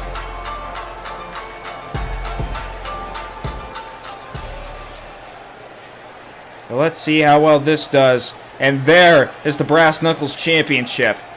This looks worse than any of the other championships that I've seen, but I do know that it's one of the more important titles between these two. Which one of these two will walk out the Brass Knuckle champion? Will the Wild One continue on, or will Senshi walk out Brass Knuckle champion? And these two are both wearing brass knuckles. This is going to show what kind of match this is going to be. I can imagine those hurting a lot. And what the... Oh, look at this. Bruce Northaway with an... Oh, overhead belly to belly. And, oh, hard kick to the back. And, oh, look at this. Oh, wheelbarrow bulldog from Senshi. This guy is surprisingly agile for a man of his age. And, oh, face first right into the ring apron. And, oh.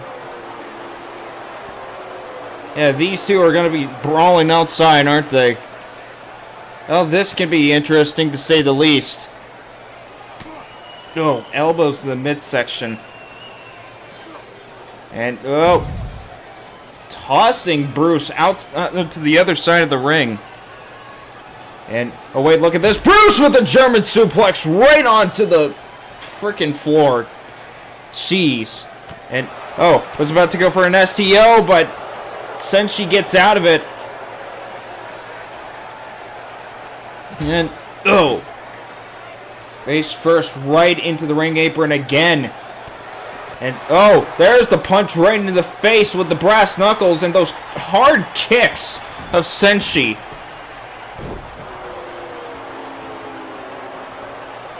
And Senshi moving Bruce away from the ropes and, oh. Going after the arm now. Oh, gut first with that brass knuckle punch. And now Senshi with the reversal. Reverse DDT. What's Senshi gonna do now? Measuring Bruce. Oh, what's going on here? Oh, turns around, knee strike, and clothesline. And going for a pin now. One. Only a one, and Senshi can't believe it. Now picking Bruce up. What's he going to try now? Goes for an Irish whip. And, oh, launches him in the air. Just strikes back down. And what's going on here? Oh, belly to belly. Interesting one at that. And goes to pick up Senshi again. Oh, gutbuster. Bruce Northaway trying to wear down Senshi as best as he can. Pile driver. And it looks like it's somewhat working for the most part. Bruce has got to wear him down to the point where he can actually take him out. And wait, Senshi, oh, DDT! And now going to pick Bruce back up. And goes for an Irish whip. Oh, super kick! Super kick from Senshi. And, oh, hard kick to the side of the skull. and going for a pinfall again. 1, 2, and Bruce with the kick out.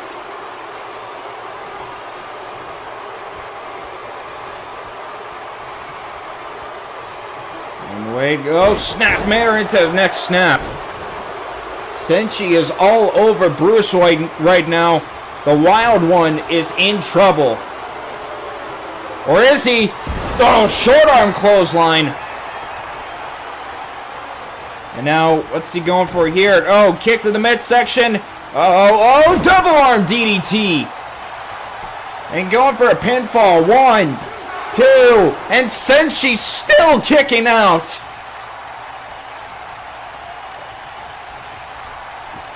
And Bruce is fired the frick up. And, oh, wait, look at this. What's going on here? Senshi. I think he was trying to imitate Bruce right there. Kick to the side of the head. Wasn't a hard one, that's for sure. Senshi bringing Bruce over to the ropes. And, oh, wait, look at this.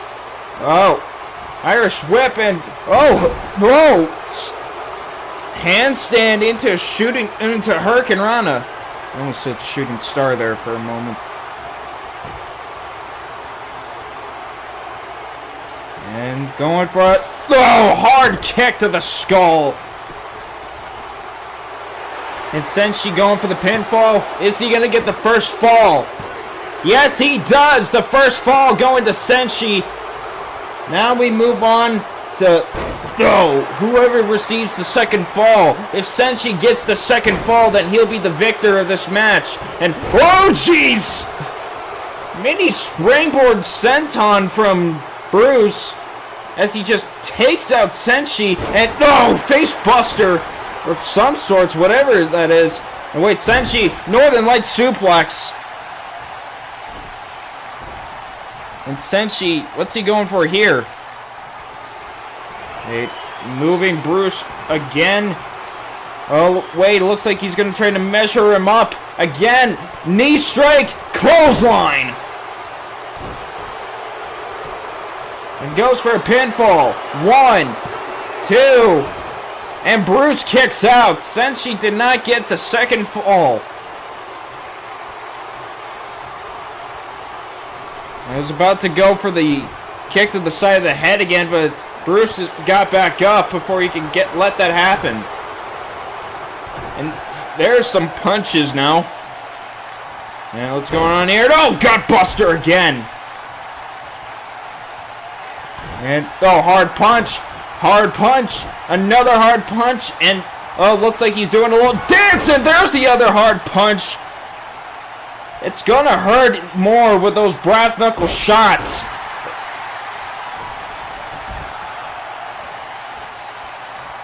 And Senshi being sent outside the ring, and Bruce gonna go after him. These two are gonna be brawling outside the ring for a good while. There's another hard punch, and there's a elbow to the knee, and kicked and just launched Bruce onto the table. And wait, he's about to go for a body slam, but into a reverse DDT from Bruce. Senshi is, or at least he was, all over Bruce, but Bruce is trying to fight back as best as he can. And Senshi, what's he going for here? No, stun gun!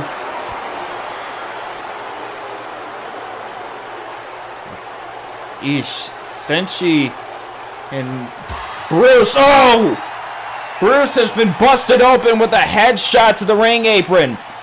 Elbow to the knee now. And, cross body and brass knuckle shots all over. Bruce is a bit enraged right now. And, kick to the midsection. And, another one, but, knee right after. You know, for much as that knee has been damaged, Bruce likes to use that knee pad as a weapon. Kind of like Turbine, and in some instances Dallas.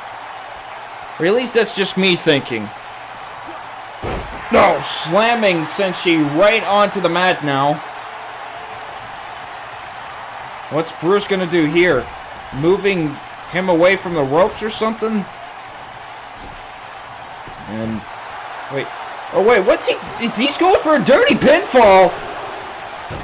I think with somebody like Senshi, he's gonna have to play dirty. There's a knee.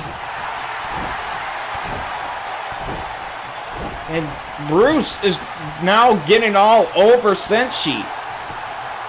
Oh, he had a little bit of gas. Oh, he ran out of gas there for a moment. And now Bruce turning Senshi around.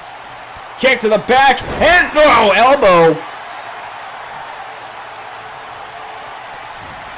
And Bruce now measuring. He's going for the double arm DDT again. Yes, he is. Too close to the ropes that time. This is a hardcore match. There shouldn't be any rope breaks. And, oh, hard punches. What's Bruce going for now? Oh, tossing suplex. And it's going on here. Oh, catches him again and goes for it. Oh, overhead, belly to belly, just launching him. And Bruce wondering what he's got to do to take Senshi down. Hard punch. Hard punch. Another hard punch.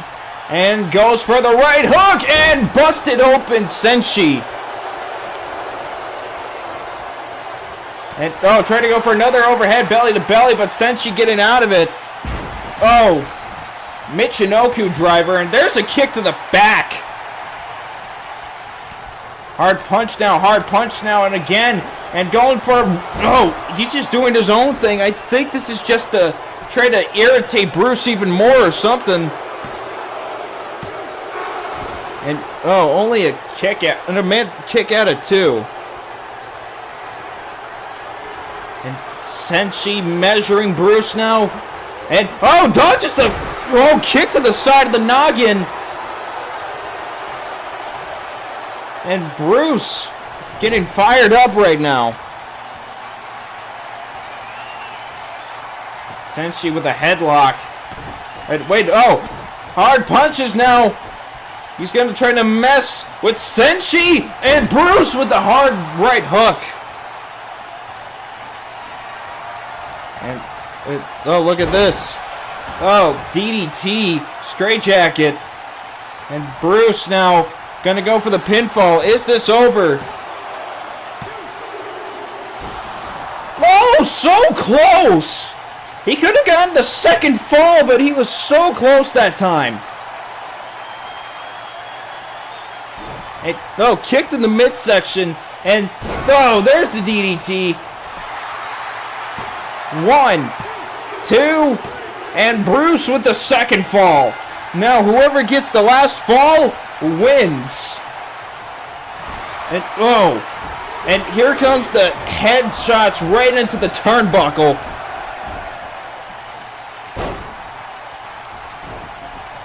And oh, wheelbarrow kick. Senshi wanted to take out Bruce as best as he can. He wants to leave with that championship. And Bruce is not going to let him. And uh-oh. Going for it. Oh, slam. And wait, look at this. What's Bruce doing here? Oh, face first right onto the mat. And, oh, kick up. And Bruce, brass knuckle shots all over the place. And, oh, try to go for an overhead belly to belly, but Senshi raking the eyes. These two are brutalizing each other, and there's a sit-out powerbomb. 1, 2, and Bruce with the kick out. And, oh, kick to the side of the noggin. Is Bruce done? 1, 2. No, Bruce is not done. And Senshi is getting irritated about it right now.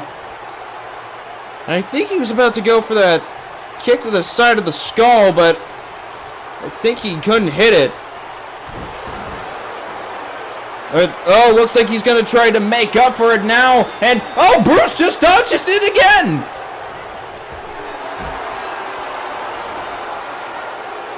And Bruce and Senshi brawling outside the ring.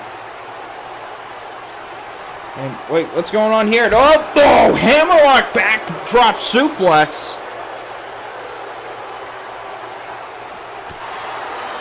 And Senshi, gets an elbow to the knee. And what's he going for here? Senshi sending Bruce right into the ring apron face first. And Senshi now sending Bruce back into the ring. And Senshi, wait, what's going on here? Camel clutch. And Bruce trying to make it to the ropes. But, wait, Bruce, looks like it doesn't matter. He's getting out of it. And Senshi holding his nose. And wait, Bruce! Double arm DDT out of nowhere. 1, 2, 3. Bruce has captured the Brass Knuckles Championship, or retain it, or whatever. Bruce Northaway is the Brass Knuckles Champion, though. Basically that. What a match between these two. These two really wanted to give a good show, and I think they did just that. Congratulations to Bruce and Senshi. I'm sorry that he lost, Senshi, but you just know that you were great out here tonight. And those hard shots from both Senshi and Bruce with those brass knuckles. I can only imagine how they must be feeling right now. Here's your winner, and the new Brass Knuckles Champion, Bruce Northaway. Or still, whichever one you prefer, Bruce, but nevertheless, congratulations, Bruce Northaway, for recapturing or capturing the Brass Knuckles Championship here tonight. As for Senshi, hope this was a great match to end off your career. We wish you farewell in your future endeavors. They make it sound like we're firing him, but we're not. It's the retirement stuff. But nevertheless, congratulations to Bruce Northaway for the amazing victory. Congratulations to Senshi for being such a great opponent. We're moving on. Ladies and gentlemen, the following contest is scheduled for one fall, and is for the CAW Women's International Championship. Bruce and Senshi going backstage to get stitched up, meaning I'm going to have to commentate for one more match while he's gone. Nevertheless, here we go, ladies and gentlemen. We got the CAW Women's International Championship on the line here tonight between Hanako Fairhall and the Tarantula. Hanako hasn't exactly been on the best of winning streaks lately, but it looks like she might be having to change it here tonight. And here she comes. Hanako Fairhall feeling ready to go. Can she pick up the victory and become the two-time CAW Women's International Champion? We shall see. And it looks like you can see from Hanako that she's feeling ready to go. Can she pick up the victory and become CAW Women's International Champion? As I already said before, we don't know. I do know that the Tarantula is one tough competitor here in the CAW, and she won't be backing down from somebody like Hanako. Hanako, former XPWL Shooting Star, Hardcore, and Tag Team Champion. She's also former YWL Queen of the Empire Champion, Women's Internet Champion, and in CAW, she's both the Women's and Women's International Champion. So this should be interesting, seeing how well she can capture the championship for a second time. The Tarantula, I don't really know much about, other than the fact that she is the current CAW Women's International Champion. And there she is. This woman has a weird obsession with spiders, from what I've been told from Bruce. But I don't think that's going to faze me that much. I mean, if you... never mind. Never mind. I'm going to regret my words saying that. But nevertheless, the Tarantula, current CAW Women's International Champion, has probably been on a bit of a roll since winning the belt. But can she defeat Hanako Fairhall? I'm not even sure if these two have actually fought before in the past. I do know that the Tarantula is one of the more scary type of women. And it's fitting considering what time of the year it is. But I don't think Fear is going to exactly get the win for Tarantula. I mean, it can, but I don't know completely at the same time. Yeah, look, it's just weird. This woman is weird compared to the other women that I've seen, including in YWL. Have you seen the kind of matches that Helvia has put herself in? Have you seen what she's like? Never mind. This isn't YWL. This is CAW. What am I saying? Nevertheless, though, we're going to be introducing the fighters. So come on, move it already. Thank you. We're going to be seeing how well these two do against each other, and let's see if Hanako Farrell can capture the CAW Women's International Championship for a second time. Introducing the challenger from Mobius, this is the Flying Puma, Hanako Farrell. And her opponent from your deepest fears, this is the reigning and defending CAW Women's International Champion, the Tarantula! Well, at least I know both these women are ready to go. But who's going to be able to walk out with the championship? I don't know, but the referee is showing the belt to Hanako and holding the championship up and high, indicating that it's on the line. Hanako preparing. It looks like she's already ready, though. And so is Tarantula. But the bell has already been rung, and here we go. And Hanako pushing Tarantula right into the corner. And referee gonna break the two up. And no intervention right after. So that's good. And wait, oh, Tarantula pushing Hanako off of her. And delivers a clothesline. Oh, kick to the back, but I think that just pissed Hanako off even more. But I don't think it matters. The Tarantula now, setting her head first right into the turnbuckle. And foot right into the face. And going for an Irish whip right in the ropes. And trying to attempt to go for a spear, but Tarantula with the knee. And now they're going outside the ring. And there's a drop kick from Hanako. And the countout has begun. Went for a spinning back fist, but dodged it. And, Hanako, I think, was about to send Tarantula right into the ring steps. But Tarantula now sending Hanako right to the opposite side of the ring. And now sending Hanako back into the ring.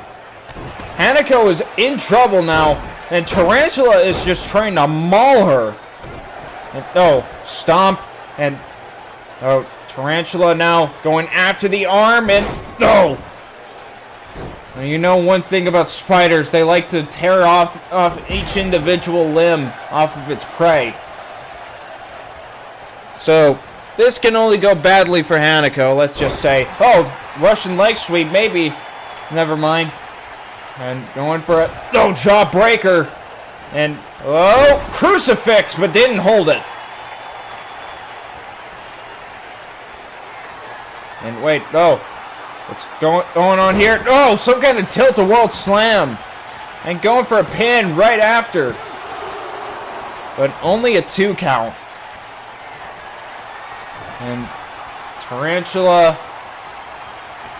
And to set her up. Wait, this is something that, that Victoria Raymond uses, so Hanako is familiar with that kind of DDT and that slam, and manages to kick out of it, though, to say the least. Hard elbow from Tarantula, and goes to pick up Hanako, but Hanako with the arm drag. Hanako trying to make a comeback now, and goes to bring Tarantula right in the corner, but doesn't exactly work. And there's the elbows in the midsection. And Tarantula about to go for the body slam, but Hanako getting out of it. And, kick to the midsection. Ace cutter! And Hanako now, Irish whip. It looks like we're going to be getting Air Puma as Hanako starts setting Tarantula up onto the Tree of Woe. And making her way to the other side of the ring. Can Hanako land this? This is usually a 100% hit kind of move. But people manage to kick out of it nevertheless. And the Flying Puma just hit.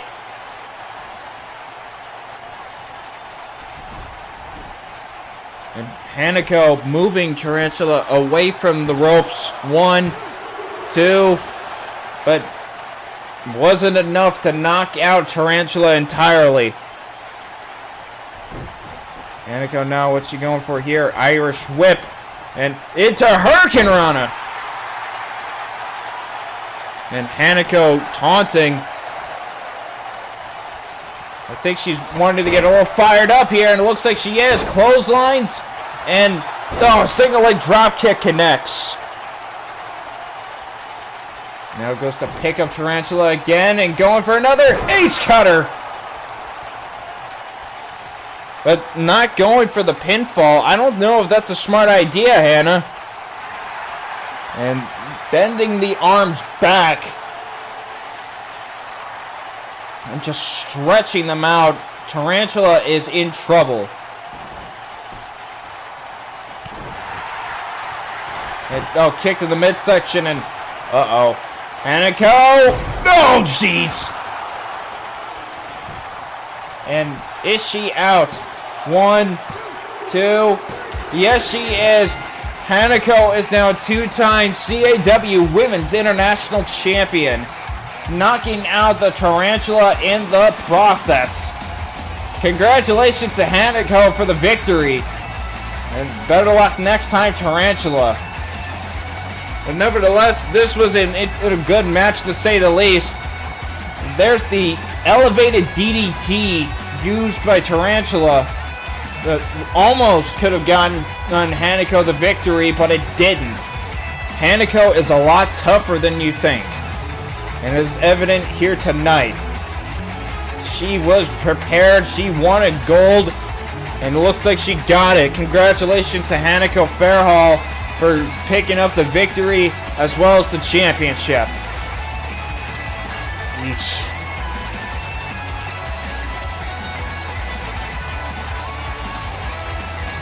There's the last ace cutter that was hit, but she didn't even go for the pin that time, which kind of surprised me. Here's your winner and the new CAW Women's International Champion, Hanako Fairhall. Nevertheless, that's my cue to skedaddle out of here. A little bit of self-promotion over here, but if you want to see more wrestling content, be sure to check out YWL. And if you want to see the next upcoming pay-per-view for YWL, be sure to look into Scream Fortress Massacre, coming up soon. Thank you guys, and we hope you enjoy the rest of Thunder from Down Under. The following contest is scheduled for one fall, and it is for the CAW Intercontinental Championship. Introducing first. Oh, sweet Jesus. I'm going to be feeling that match for at least a couple of weeks. Oh. Well, first I've got to say to you, Senshi, thank you for choosing me to be your last opponent. And enjoy your retirement, mate. At least you went out on your terms. And now let's get back to CAW's Thunder from Down Under. And here comes the number one contender for the Intercontinental Championship, Tonka Tough Steve Roller. This is Steve Roller's first attempt at a championship. Well, not the first attempt, but, well, he's never held a championship in CAW. I mean, he's held it YWL and XPWL, but not CAW, where he started. And now, a dark omen has just fell over the arena. Here comes the champion. Yeah, I have been on the other side of this entrance, and bloody hell, it sent shivers up your spine. Now, I know Steve Roller's no longer a rookie because he's past his first year, but still, don't let the pressure get to you, mate.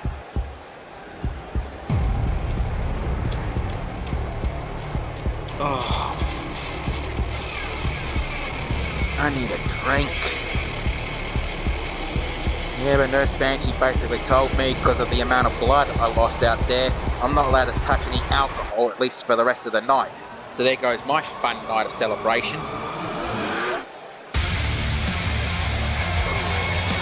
I should take a couple of painkillers, my head's killing me. Oh, but never mind, there's the champion.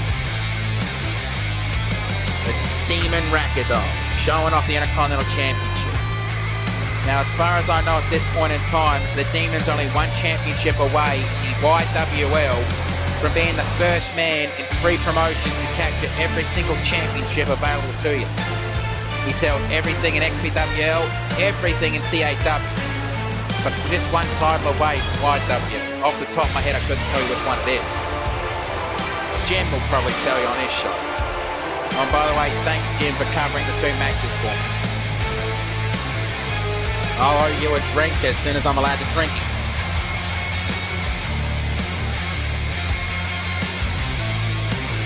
And the Demon is a proud champion, you can't deny that.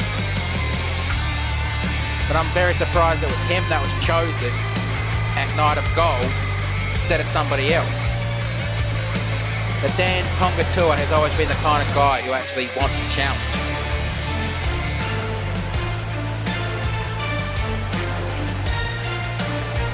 Again, this entrance of his is creepy as hell.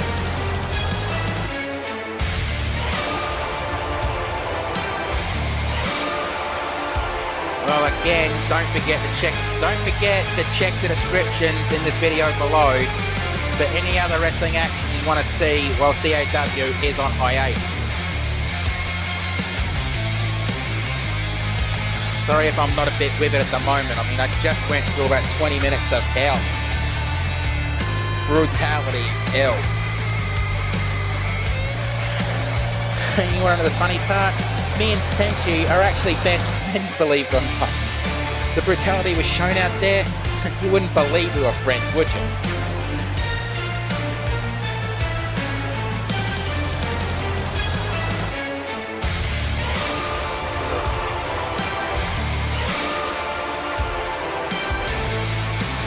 So when I was back there, I swore TNT was actually looking at the championship as well as giving me a look. And there's a better look at the Intercontinental Championship belt. Now let's get to the ring introductions.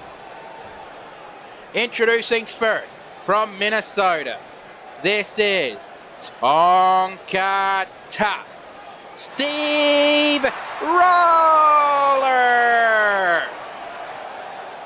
And his opponent, he is the CAW Intercontinental Champion from the Edge of Reality and Equestria respectively. He is the Demon of Dark Omen. This is Racky Dial. Oh, bloody hell. He's definitely psyched up for this match. He's going to have to be, considering who his opponent is. And here comes the championship ceremony. Champion hands the belt to the ref. The ref will go show the challenger. Now sometimes challengers will touch the belt for luck, but not this time. And throws up the belt, signifying that the championship is on the line. Okay, Steve Roller is ready. The Demon Racquetball is ready. Right, ref, ring the bell. Let's get this match started. And Steve Roller just runs right over the Demon. Picks him up and ends up eating a back body drop. Now the difference between size and weight of these two is, well, obvious. But the Demon has actually picked up and easily slammed violence. So he's no stranger to challenging guys, you know, bigger than him. And headbutt to the midsection. Considering those horns, it probably would have been a more painful headbutt. And, oh, reverse into a, whoa, he just picked him up and running power slam. And picks him up and elbow strike. A second elbow strike. Third one. And slams him down. Picks him up onto his shoulder. Oh, a second one. Another one. Another one. Bump, bump, bump. Another elbow shot. Sorry. And a kick to the back of the neck. Picks him up again and, oh, he's trying to twist the head off the Demon.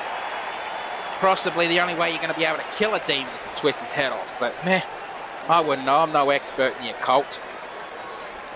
And all wrenching and shot to the ribs. Shot to the nose. And clothesline. And a stomp on the arm. And the Demon going for a gut wrench power bomb. And going for the pinfall. 1, kick out. Oh, God, my head. And picks him up. And kick missed. And, runs him over. And the Demon rolls out of the ring. Oh, he's not rolling all the way out. This is a standard one-on-one match. So pinfalls and submissions are the way to win for the challenger, but the champion doesn't have to win it. And, suplex to the outside of the ring. What do I mean is, there's an old saying in wrestling. The champion doesn't have to win the match, the challenger has to win the match. That's just the old wrestling adage. And slams his head onto the hardest part of the ring apron. And the ref just counted 3. Get in the ring, you two. Don't rob the fans of a good match. Slapped away. And, missed. Kick to the midsection core and leg 3. And going for a step over the STF. Step over toe hold face lock. But it's on the outside. Submissions don't count out there. Back elbow strike. And Steve Roller tosses the Demon back into the ring and quickly gets in himself. And he grabs Ragdoll and throws him over the top rope onto the floor. And he gets out of the ring on the other side. He's just staring at the Demon right now, wondering what I have to do. He's waiting for the Demon to get up on his feet. And probably a mistake, elbow strike. And, what's he going to do here?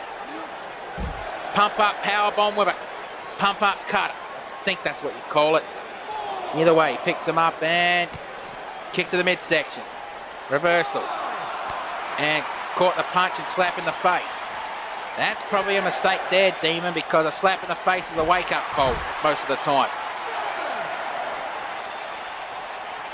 And picks him up. Irish whip into the ring. Followed quickly by the Demon. And stomp.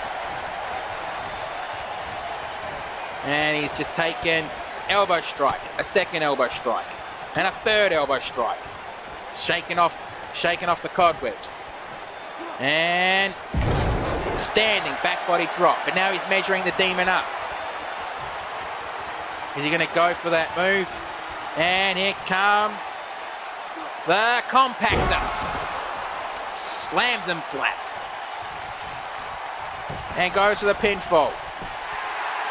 1, 2, kick out. And Steve Roller's wondering, what do I have to do to put the Demon away?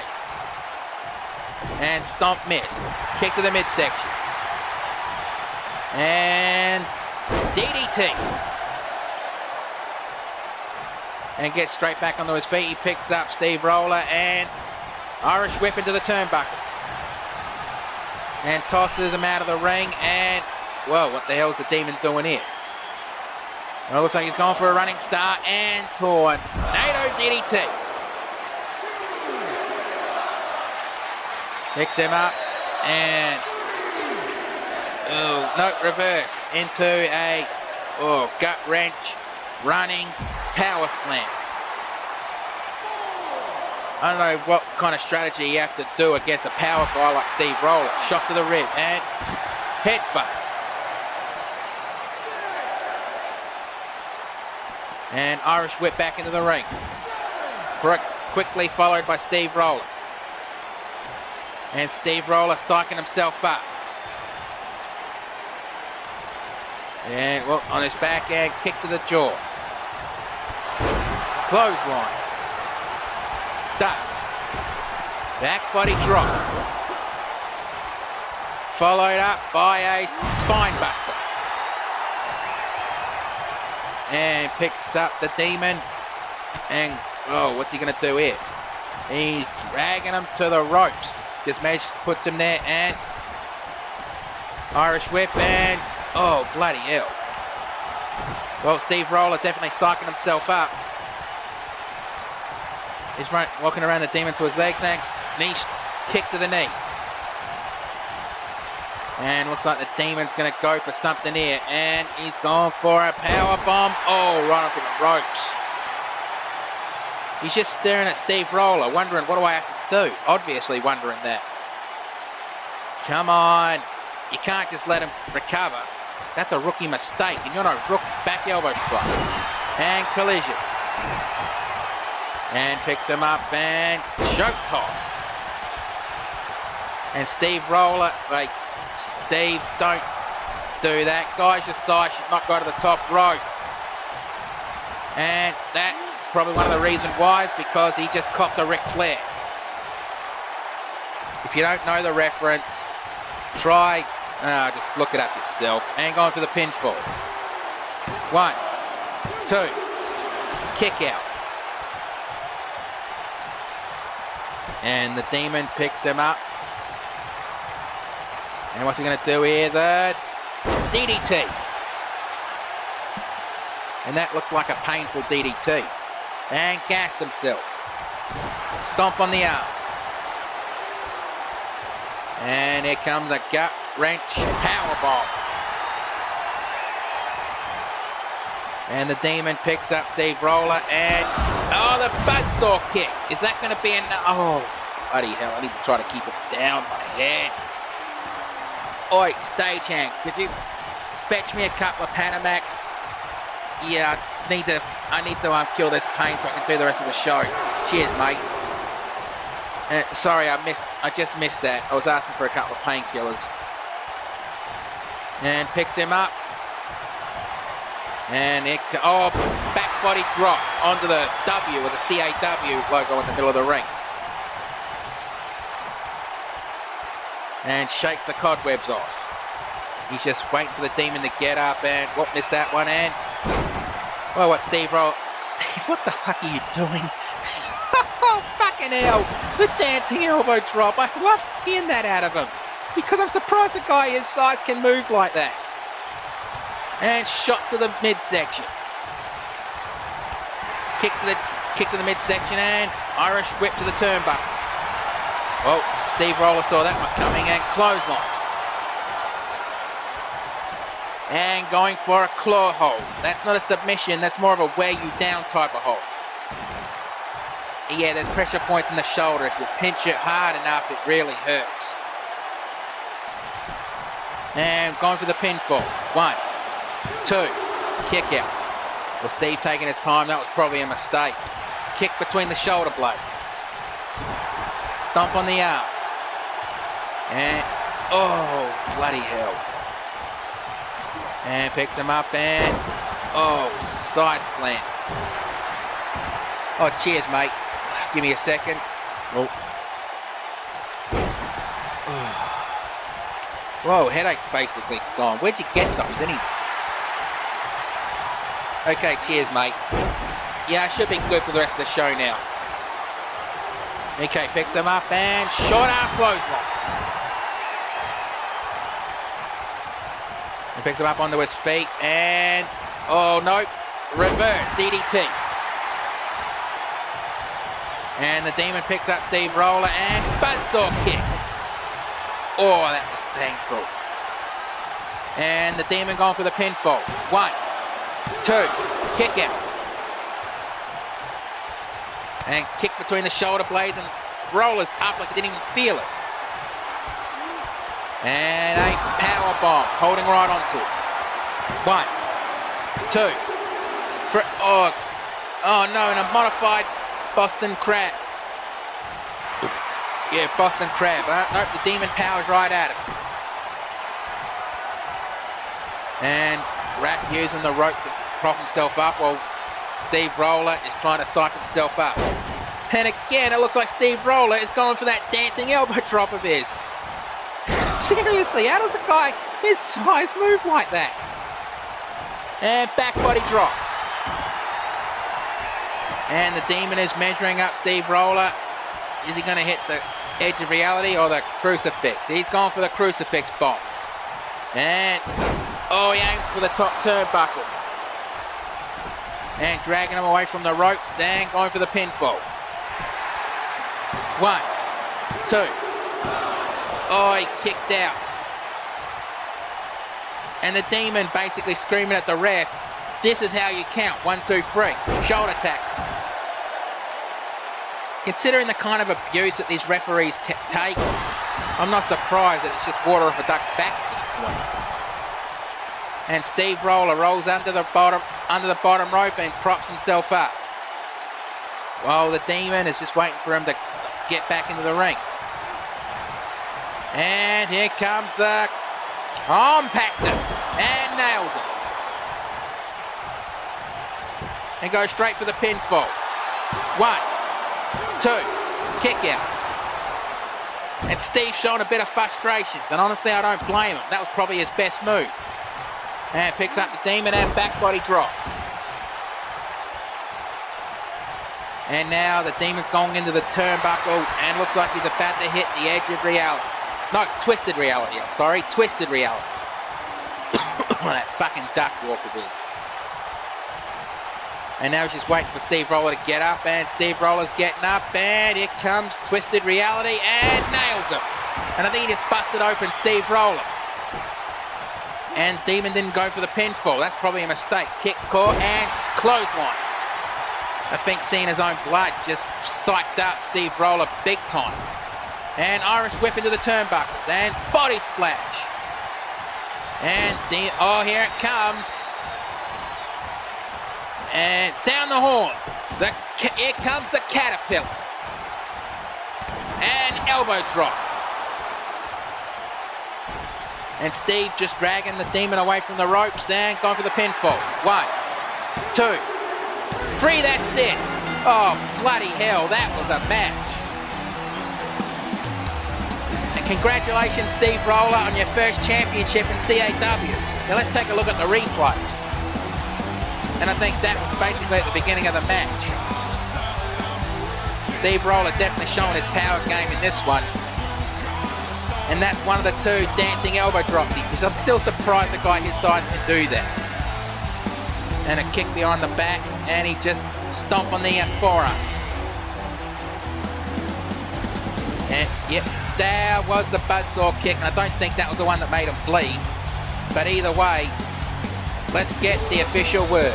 Here is your winner and new CAW Intercontinental Champion, Tonka Top Steve Roller.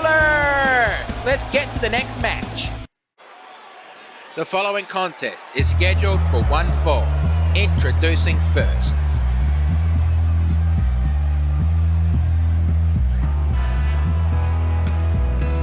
She is from Darkside, a member of the flock. She is known as the bitch in blue. This is Brittany. And this is another one of the matches that got added in at the very last minute for the Thunder from Downunder. And Brittany, I have no idea if she's going to be excited for this match or not, because, well, she's basically fighting who's known as the face of the CAW women's division. Means she's going to have one hell of a fight on her hands coming up. But either way, don't sell Brittany short. I mean, she is a formidable fighter, even though she's kind of high up herself.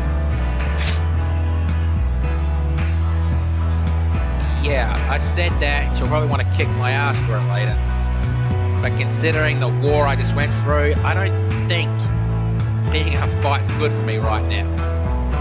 Thank fuck for those painkillers. But either way, this is going to be a hell of a match. And this coming up, I'm still surprised that this happens. When she does it, I mean, she basically sinks into the mat. I mean, look at that. That's Warper level shit right there. And I don't think Brittany is a Warper. She might be, I could be wrong. But then I don't speak to any members of the flock. I mean, I won't even approach the Scarecrow. I'm not scared. I just don't approach him.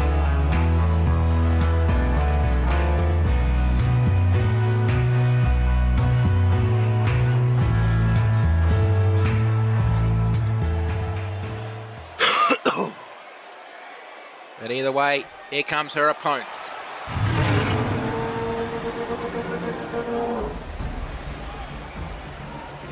She is from Yamagata, Japan. This is the Dragon Lady. And it looks like the Dragon Lady is in her gold gear tonight. Now, for those who are tuning in for the very first time, the Dragon Lady here is actually a 2,000-year-old Eastern dragon. She takes human form and deliberately limits her power so she can give her opponents a fighting chance.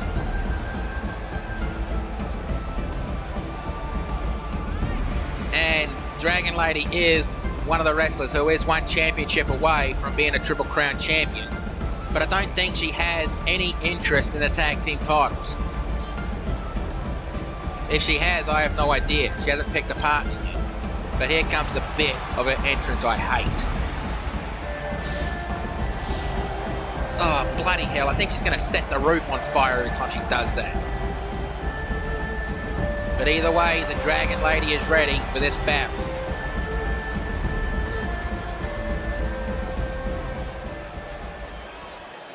Okay. Brittany is ready. Cocky. The Dragon Lady is ready. Right, ref, ring the bell. Let's do this. And we're starting with a basic referee's lock armbar. They're really wrenching it and going into a hammer lock. Now that's a chicken wing. That's a chicken wing lock, sorry. And really wrenching down on it. And just releases them, gives Brittany a shove. And attempted German suplex, but Brittany landed on her feet. Back to the referee's lock, go behind. And take down to the mat to a headlock.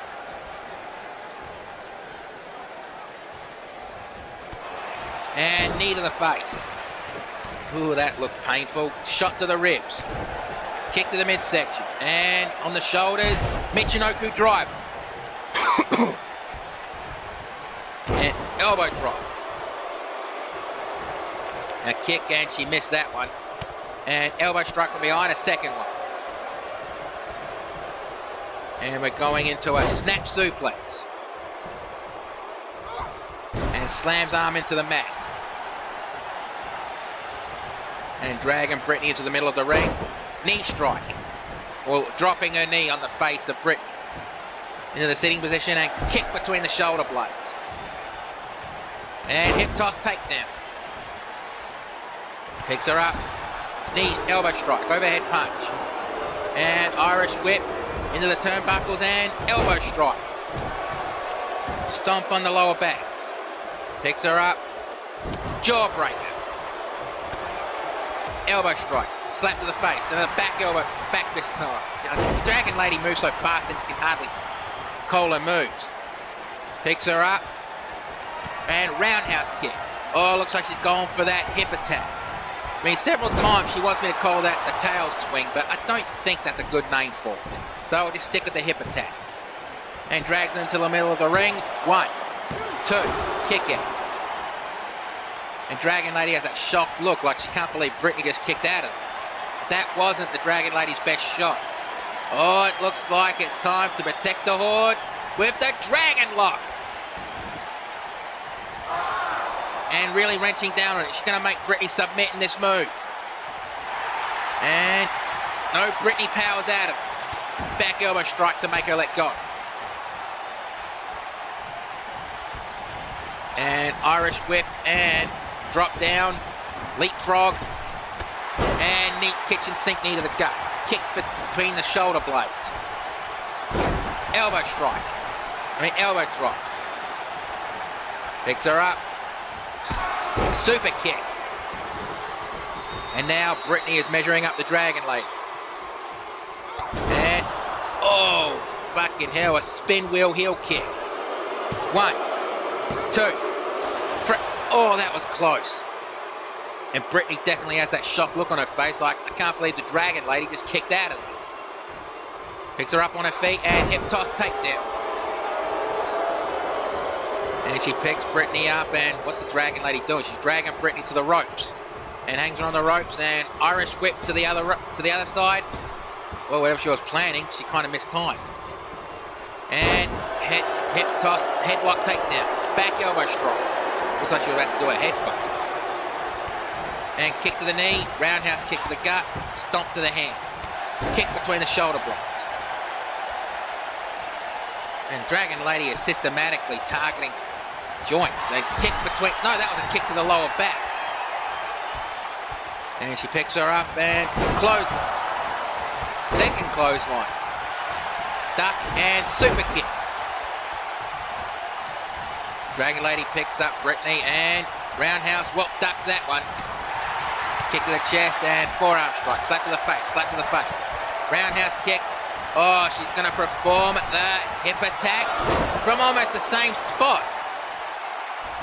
And now dragging Brittany to the middle of the ring and going for the pinfall. 1, 2, kick out. And the Dragon Lady definitely can't believe that Brittany just kicked out of that one. And now I guess for the second time tonight, the Dragon Lady is going to protect her horde with the Dragon Lock. And again, in the same spot that she did it last time. And she's definitely going to make a submit this time and really wrenching back on it. And Brittany had no choice, she just tapped out. Bloody hell, that was a good back and forth match. You can't deny that. Quick, but good. Now let's take a look at the replays. And as you can see, this was the first of the 2 hip attacks. Well, back elbow strikes. See, they were both in the same spot. And super kick. And here comes the second. Oh, come on. Okay, did it from a different angle. And that was the second hip attack.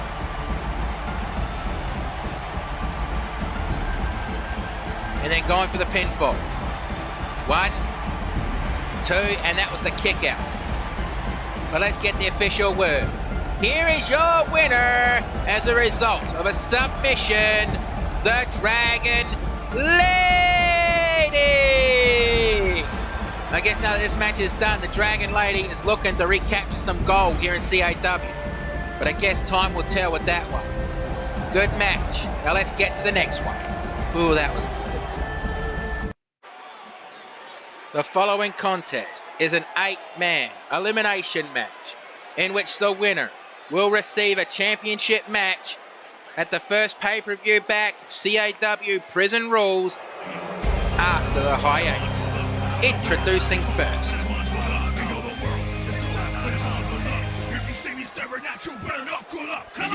Oh, it eventually goes out there. Here we go. He is from New York City. This is TJ Ray.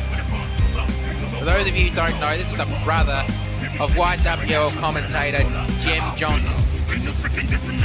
He actually does not like his own brother, and honestly, I still hold a grudge against this prick because when I held an open challenge, I wanted it to be Stone Cold True Blue because he accepted, but the Bad Wolves attacked him and TJ Ray took his spot, so he's in my shit list. Stone Cold True Blue is one of the guys I want to fight the most, but fucking he robbed me of that. But either way, here comes the next competitor in this match.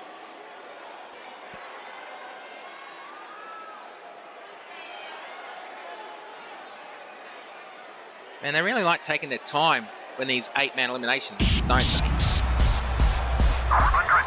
Here he comes. If you do not know where he is from, then what the fuck is the matter with you?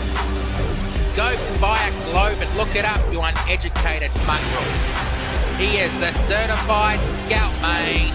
This is Texan Gamer 13.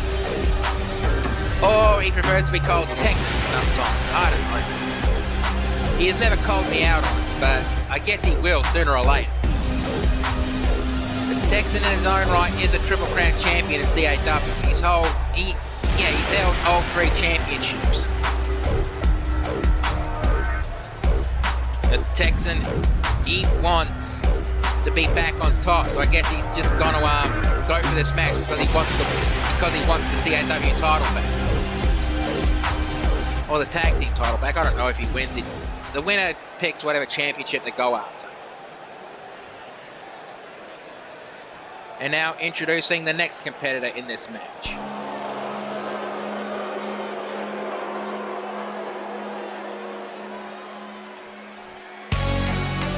He is from the 3 Mile Islands. This is Luke Hazard. Yeah, he claims he was there the day the 3 Mile Islands reactor had a meltdown. Yeah, I don't believe that. The meltdown was how long ago, and he's how old? Yeah, I think you'd take that kind of thing with a pinch of salt, unless he discovered the fountain of youth, which I doubt, because not even the conquistadors was able to find it.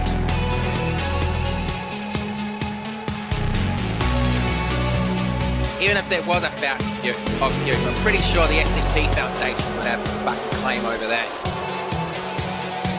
And protection like old tobuggery.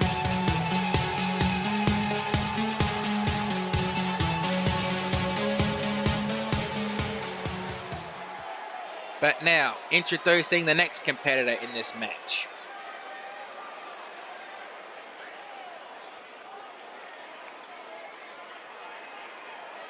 Tick tock, come on.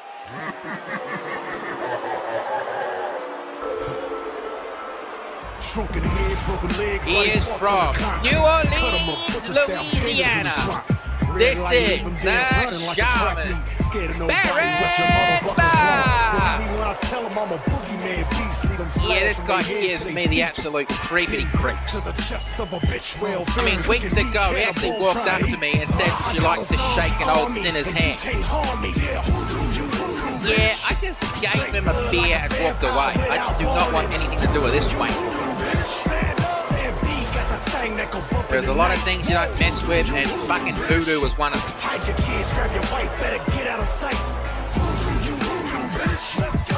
And I'm still surprised that he actually he's allowed to wear those claws during the match. I mean, that's kind of dirty tactics there. Okay, introducing the next competitor in this match.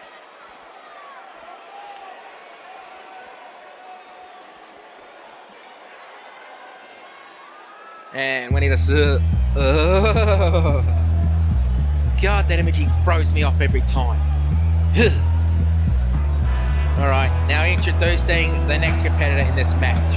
From Darkside, he is the leader of the flock. This is the Shepherd. Yeah, the Scarecrow still hasn't been seen since the last pay-per-view. I don't even know if he's done or coming back soon enough, because that was a hell of a beating that he took at the Death Chamber match. I have no idea what happened with the 2 minutes that the fucking air went dead. But either way, the Shepherd is a hell of a competitor, you can't deny that. And he has yet to have any kind of championship matches in CAW. Hell, I don't even know if he's held any kind of championships in the other promotions he might be part of. But either way, this is going to be a hell of a match. Because remember, keep in mind, this is elimination rules. And it is not falls count anywhere. Every decision has to be in the ring. And you get eliminated by either pinfall or submission. Countouts and DQs are not a thing in this match. So this is going to be a brutal fight. And considering a championship match is on the line, all 8 of these competitors will be fighting tooth, nail and claws to get that title match. And it's any title they want. It means they can go for the heavyweight title, they can go for the Intercontinental title, the tag team titles. Yeah, they can't go for the Brass Knuckles Championship because that was only reactivated just for tonight. At the moment, it's now deactivated again. And it's probably going to be sitting on my shelf gathering dust soon. I mean, the championship belt means the hell of a lot to me, but it's deactivated. It's not going to be defended again. Okay, introducing the next competitor in this match.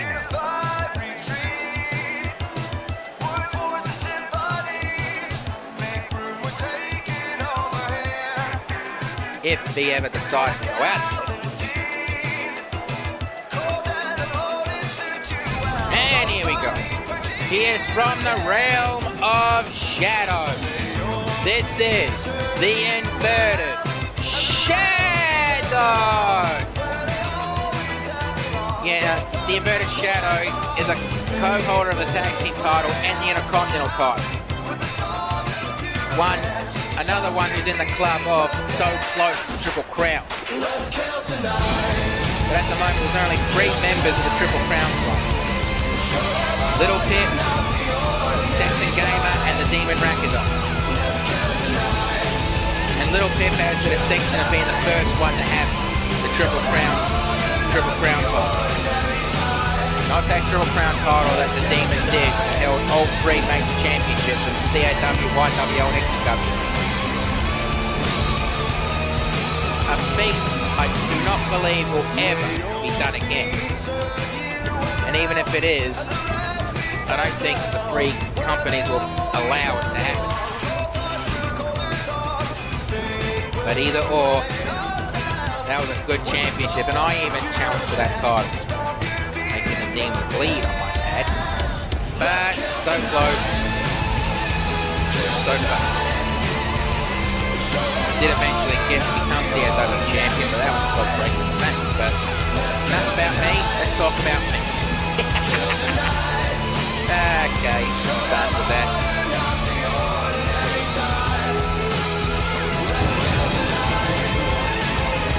But in this match, there's at least 2 YWO competitors, 2 XPW competitors, and 4 CAW competitors. Now let's introduce the final 2 CAW competitors.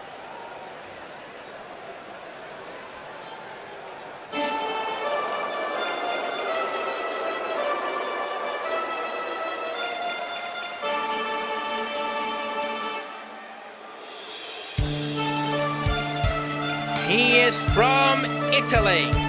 This is the made man, Tony Maroney.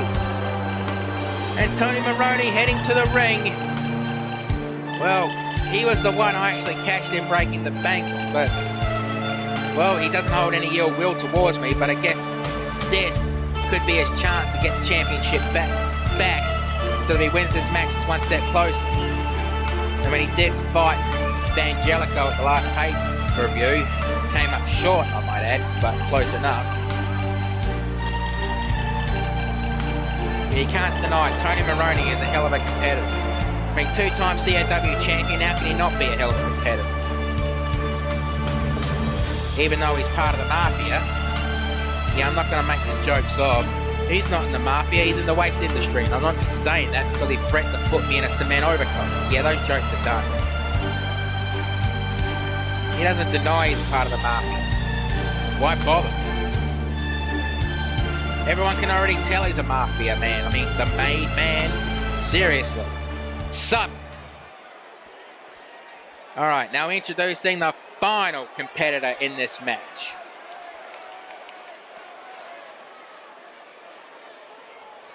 Yeah, don't look at the title like that. Get out to the ring.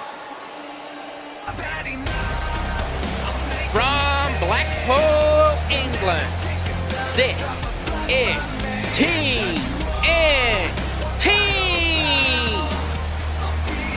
Yeah, expecting me to do that part from that AC/DC song?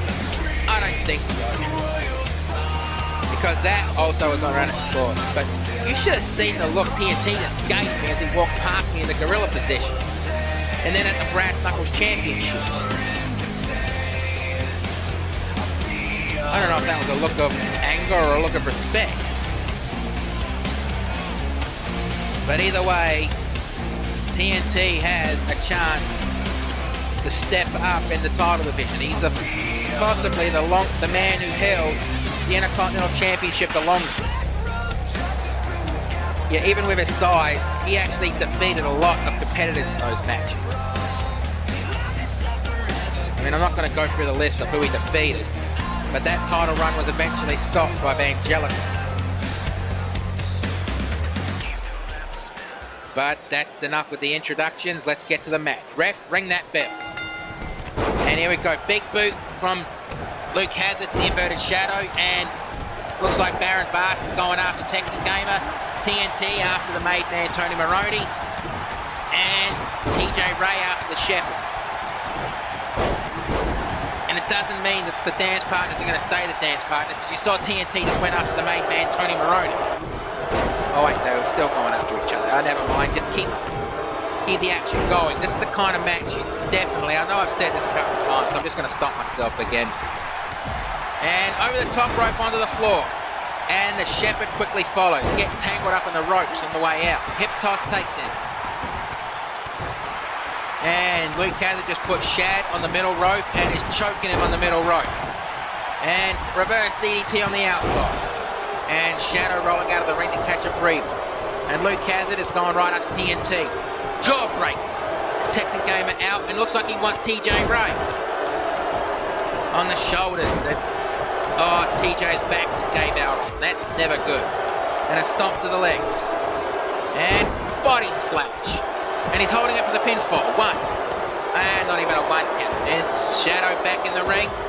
And goes right again after Luke Hazard. And TNT back on the made man Tony Maroney. And the Shepherd and Baron Bass are going after each other. I honestly hope those two don't fucking do a rivalry, because that, I don't think any promotion's big enough to contain those two. Okay, I was wrong. This is false count anywhere, because the ref just jumped out. He's going to have a hell of a lot of cardio too. And Irish whip on the outside, and Irish whip over the top rope onto the floor. Texan Gamer's out of the ring, quickly followed by the made man Tony Maroney. Kick to the chest, picks him up, and TNT just tries to do an armbar on TJ Ray, picks him up, and the punch blocked clothesline. Luke Hazard is on the top rope, and Baron Bass attempted a suplex, but ends up being choke slammed instead. Oh, that was painful. And TNT has just lit the fuse, and going for the pinfall. 1, 2, kick out. And, clubbing blow to the back of the head. And I guess TNT is now going to ignite the detonator. Yeah, like I said, the ref's going to have a hell of a lot of cardio. 1, 2, kick out. And power bomb on the outside. And Tony Maroney quickly picks up Texan Gamer. It looks like he's going to do a pole driver on the outside. Jesus. Just pin him and get it over with. Let him have some medical attention. And Mafia cut. And the ref running over quickly. And 1, 2, kick out. And TJ Ray measuring up Texan Gamer. And that back fist shot. Is this going to be enough to put TNT away? 1, 2, 3. TNT has just been eliminated. Now we're down to 7 competitors. And it looks like TJ Ray wants the Shepherd. And slams him down. Pile driver. And going for the pinfall. 1, 2, 3, that's it. Texan Gamer has just been eliminated. And Tex, if I was you, I'd go see Nurse Banshee right away. He took a lot of headshots out there. So now we're down to the final 6. And Baron Bash did some kind of a cut of it. And 1, 2, kick out. Oh, I get it. He just stole the Mafia cut. And TNT finally walks out of the arena. 1, 2, 3. The inverted shadow has just been eliminated. Now we're down to the final 5. And whatever TJ Ray was doing, he just got blocked. Powerbomb. And where the hell's the ref? Well, doesn't matter because he just kicked out of that one. And going into the modified, well, doesn't really matter. And picks him up. And on the shoulders. And lands him down onto the mat while Tony Maroney just delivered a second Death Valley drive. And it looks like Baron Bass is going to try to steal it. 1, 2, kick out. Irish whip back into the ring. Quickly followed by TJ Ray as he climbs to the top rope. Knee strike. Picks him up. And Irish whip over the top rope and not onto the floor. I just missed a pinfall attempt. So did the ref, looks of it. A couple of elbow strikes and overhead punch missed and elbow strike. And TJ Ray seems to be determined to go after the creepy characters. Oh, and Baron Bark just whispered a curse and delivered it. 1, 2, kick out. 1, 2, 3. TJ Ray has just been eliminated. Now we're down to the final 4.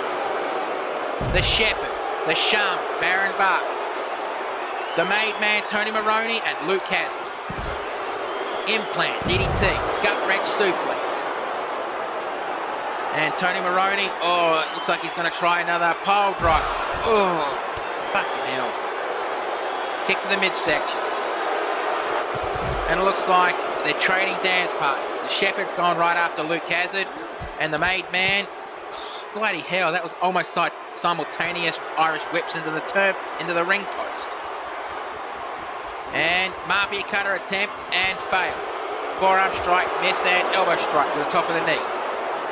And knee strike, and the Made Man is bleeding.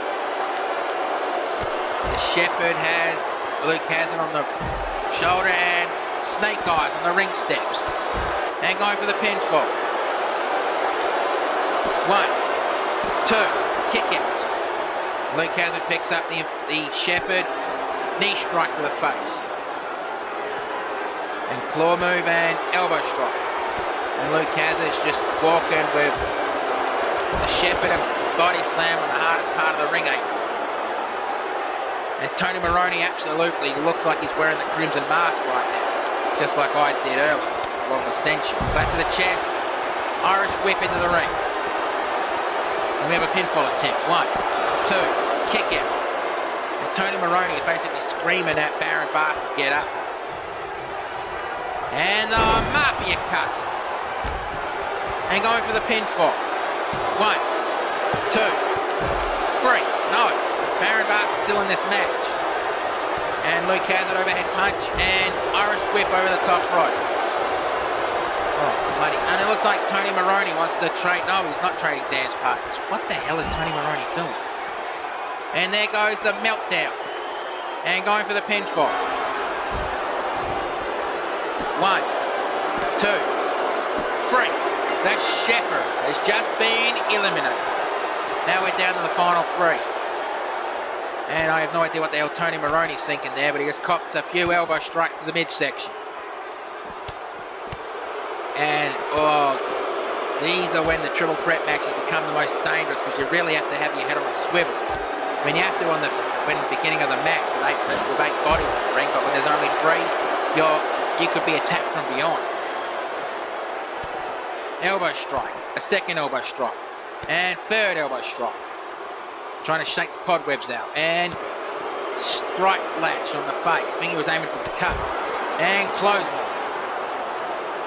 And Tony Maroney picks up Baron Vast, and Irish whip back into the ring, while Luke Hazard just Irish whips Tony Maroney back into the ring. And German suplex. Club to the back, kick to the midsection, missed. And the club missed and leg sweep. And Baron Vast rolls out of the ring to catch a breather. Headbutt. And body splash. 1, 2. Kick out. And I think Luke Hazard just had that look of how. And a really cocky, arrogant kick to the back. Picks him up and Irish whip to the turnbuckles. Club and no, back elbow strike. Well, he didn't catch all of the first one, but he did the second one. And Luke Hazard is going to do a choke slam. Nailed it. Gassed himself in the process. And back up into the sitting position and going for that claw maneuver. And Baron Vast is yet to wake up out there. Slams him down. Why he's not going for the finisher is beyond me. Should have gone for the finisher, kid. Or at least the pinfall. You're an idiot.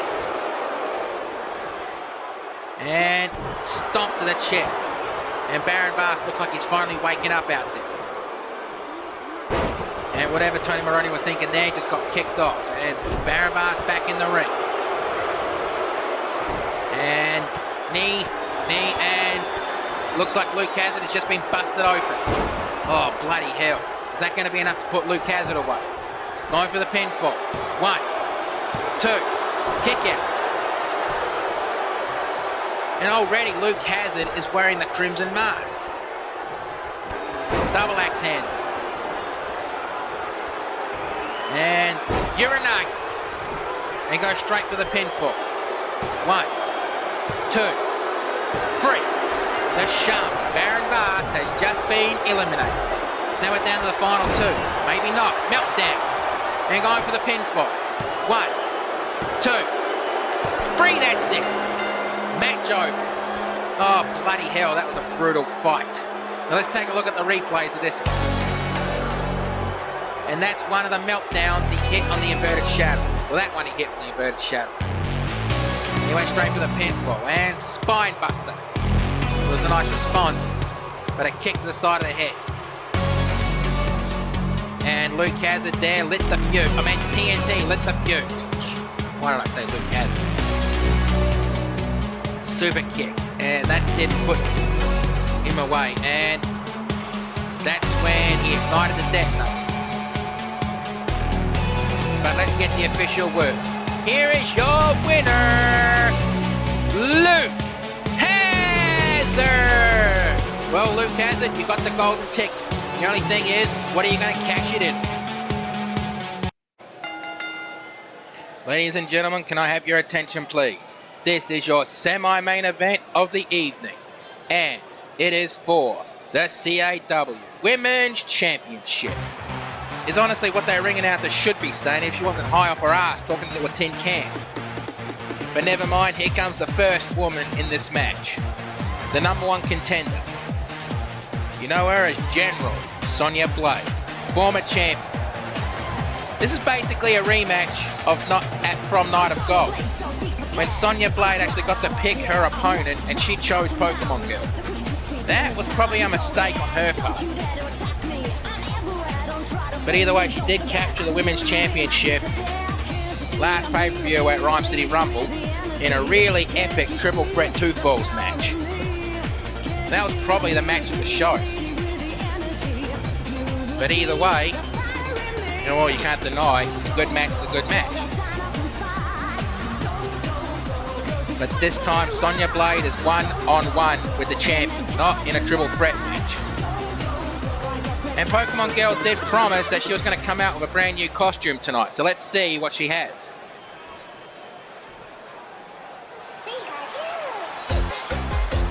And here she comes. Well, she's definitely wearing something different. It's Squirtle! She's dressed up as Squirtle this time. Well, can't say it's not clever, but bloody hell.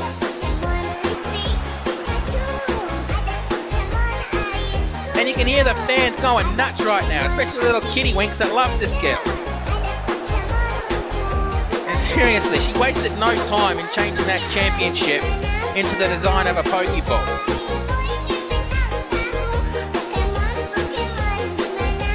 I'm surprised the turtle shell didn't fall off when she did that getting into the ring. But either way, this is going to be as the makings of being a good match. Okay, let's get to the ring introductions. But first, a better look at the Women's Championship belt. Oh, there it is. That is a beautiful design in my opinion.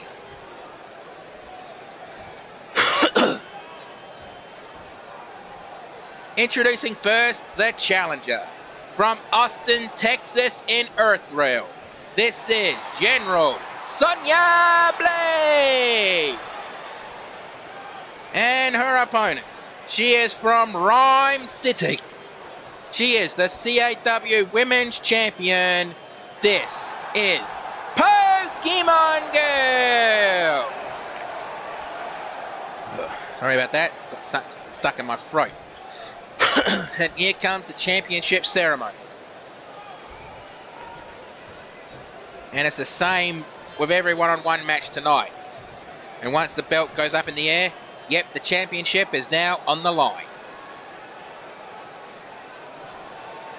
Okay, Sonya Blade is ready. Pokemon Girl is ready. Right, ref, ring that bell. Let's do this. And we're going into the referee's lock and we'll right into the corner. Go on, ref, do your job. Get them apart. Get them apart. Beautiful, clean break. And going into another basic referee's lock. And again, struck into the corner. Come on, ref, do your job. Break them up. And good, another clean break. I think these two definitely have respect for each other. And into an armbar. And really wrenching into it. Oh, really wrenching into it. Nope, reversal into a hammerlock. And slam down. And I think the chain wrestling of the match has just ended. And Sonya Blade with a kneeling Hurricanrana already. Kick to the top of the head. And, knee strike on the side of the head. And Irish whip into the ropes. Drop down. Oh, whatever Sonya Blade was planning there. Pokemon Girl thought better of it. Just slammed the heel of her foot into the bloody face of Sonya Blade. Punches her off the turnbuckle, off the apron. Now this is not a falls count anywhere match. This is a standard rule. It means falls are not anywhere. The count out rule is in place. Hurricanrana. And picks her up. And now she's going to the ring apron. What a knocker. And Sonya Blade picks up Pokemon Girl. And Irish whip back into the ring. Slides under the bottom rope. Okay, picks her up and hip toss takedown. Roundhouse kick to the midsection. And Irish whip to the ropes. And kitchen sink knee to the midsection. Stomp to the face, missed. I don't think she caught all of that one. Picks her up and European uppercut. And Irish whip to the turnbuckles and Pokemon Girl just stopped that one in the tracks. And clothesline. Somersault, splash. And roundhouse kick. Oh, she put a bit of pepper into that one. Sonya, why aren't you trying to cover her? Oh, I guess this is why you're trying to why you didn't cover it. She's going to put an end to it. Spear! Going for the pinfall. 1, 2, kick out.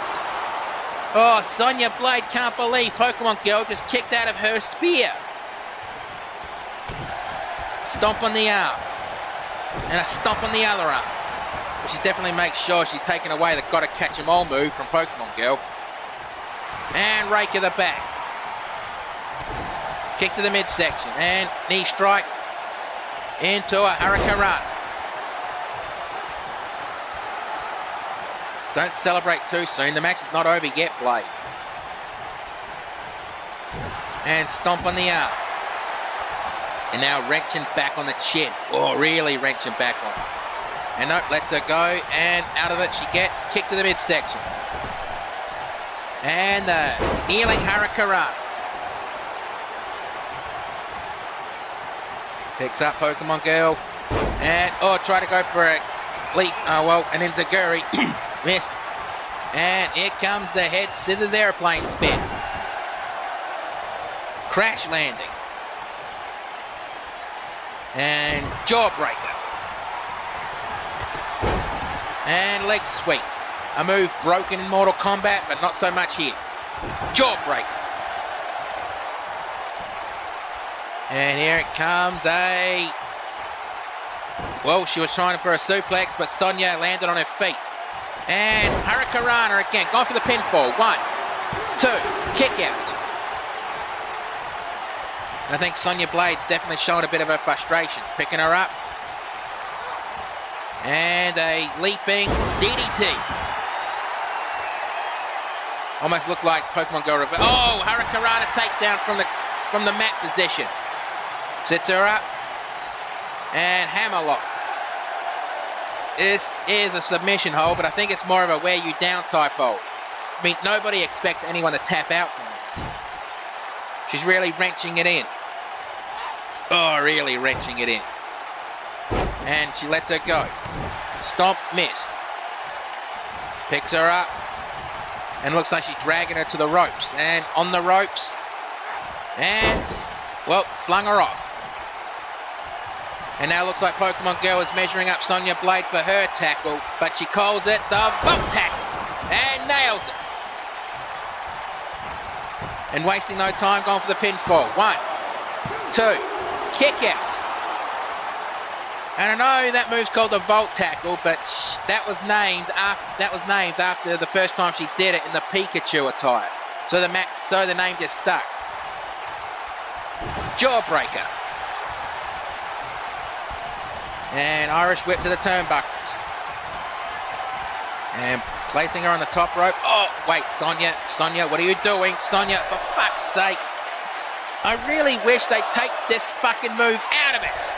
Oh, god damn it. That is painful looking. Oh. Picks her up and jawbreaker. Slap to the face. And trying to go for a German suplex, but landed on her feet. Slapped away the elbow. Kick to the midsection and dragging her to the ring steps. And snake eyes on the ring steps. I hope her eye didn't hit the corner of that, because that could pop an eye. I mean, there have been matches called eye for an eye, where to win the match, you have to pop your opponent's eye out of its socket. I mean, fucking bullshit. I would never compete one of those kind of matches. And yes, there has been wrestling companies who have done that. WWE and AEW, for example. Irish whip to the turnbuckles. And rising knee strike. And hip toss into a modified Michinoku driver. An Irish whip to the turnbuckles. What's Sonya Blade do? Oh, Pokemon Girl reversed it. Spins her around and looks like she was trying to do the old Taz T-bone suplex, but it got reversed into a takedown and mounted punches. Too bad game mechanics don't allow bleeding on the women characters. But yeah, women have bled in wrestling. I'm not denying that. And now going for a straight jacket chokehold. And Pokemon Girl not wasting time in breaking out of the move. Oh, takes her right down. Back elbow strike, slap to the face. Slap to the face and clothesline from beyond. The Pokemon Girl motioning that she's going to end this match now. Slams her arm on the mat. Picks her up. And Irish whip to the turnbuckles. Hallelujah kick. And now she's measuring up Sonya Blade. I think she's going for yet the gotta catch 'em all.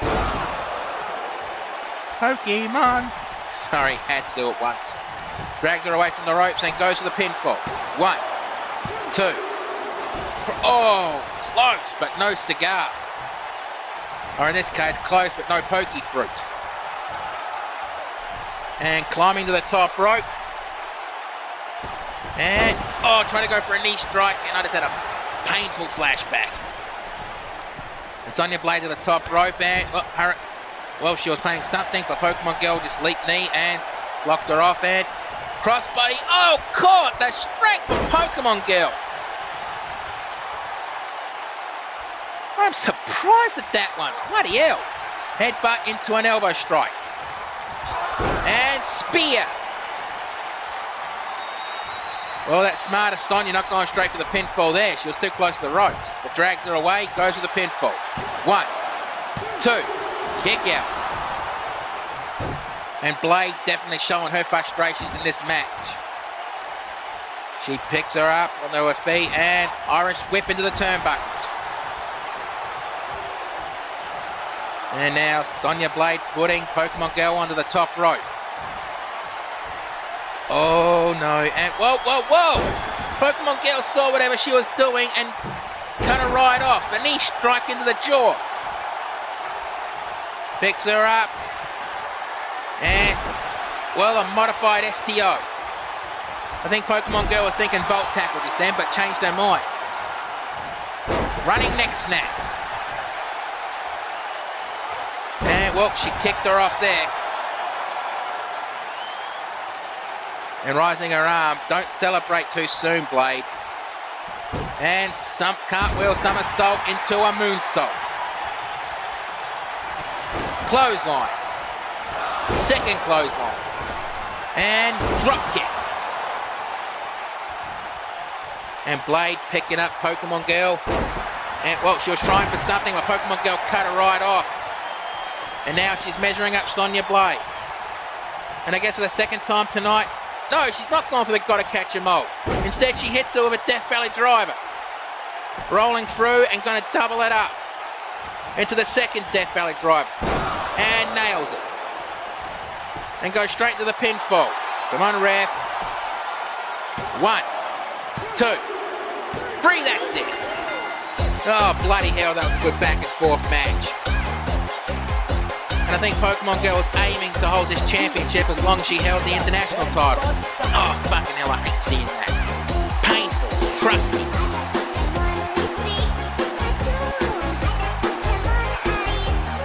And the big spear, but she was smart there and dragged her away from the ropes to get the pinfall. And I think this is where it ended for Sonya. Oh, they're not showing that. The modified STO. The splash, but I think that is what really messed it up. But let's get the official word.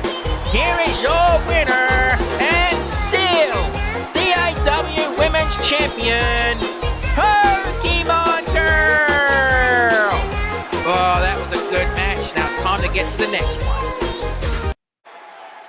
The following contest is your main event of the evening, and it will be contested under Triple Threat 2 Falls rules, where the only way to win is just to simply win twice.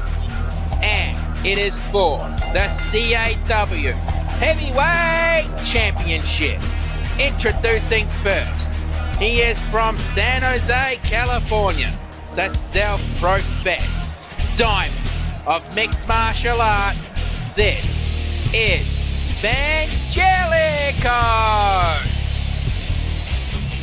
Well, the chain of events that happened, you know, for this match to happen, well, it was a very unique one, really, because Evangelico actually captured the CAW Championship from me. He did hurt me, but injuries are part of the business. And then he went on to Night of Gold, where he challenged Violence of all people, and lost the championship to him. And then the next week, Violence lost the championship to Stone Cold True Blue when he cashed in the 3-month Breaking the Bank case. So that basically led up to a chain of events where Evangelico never got to cash in his rematch, and Violence was his rematch. So CAW decided, right, the only way to solve this, Triple Threat 2 Falls match. Just let him go.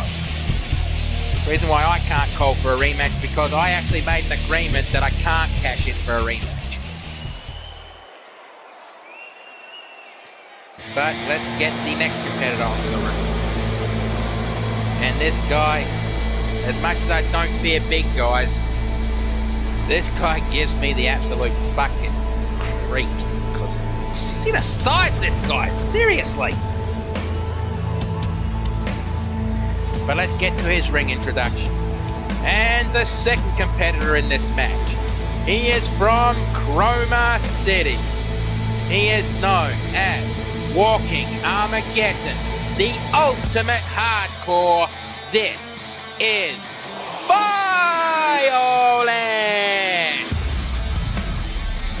And Violence, fucking hell. I've never approached this guy backstage, so I have no idea what his personality's like back there. But either way, this is going to be a brutal match, considering Triple Threat 2 Falls rules usually means someone can and probably will be injured in this match. That's why we don't have this match that often. Only on pay-per-views from this tick, you know?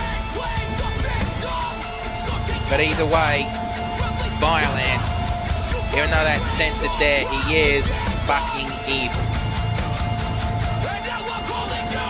Bloody evil, one of the evils, I don't know.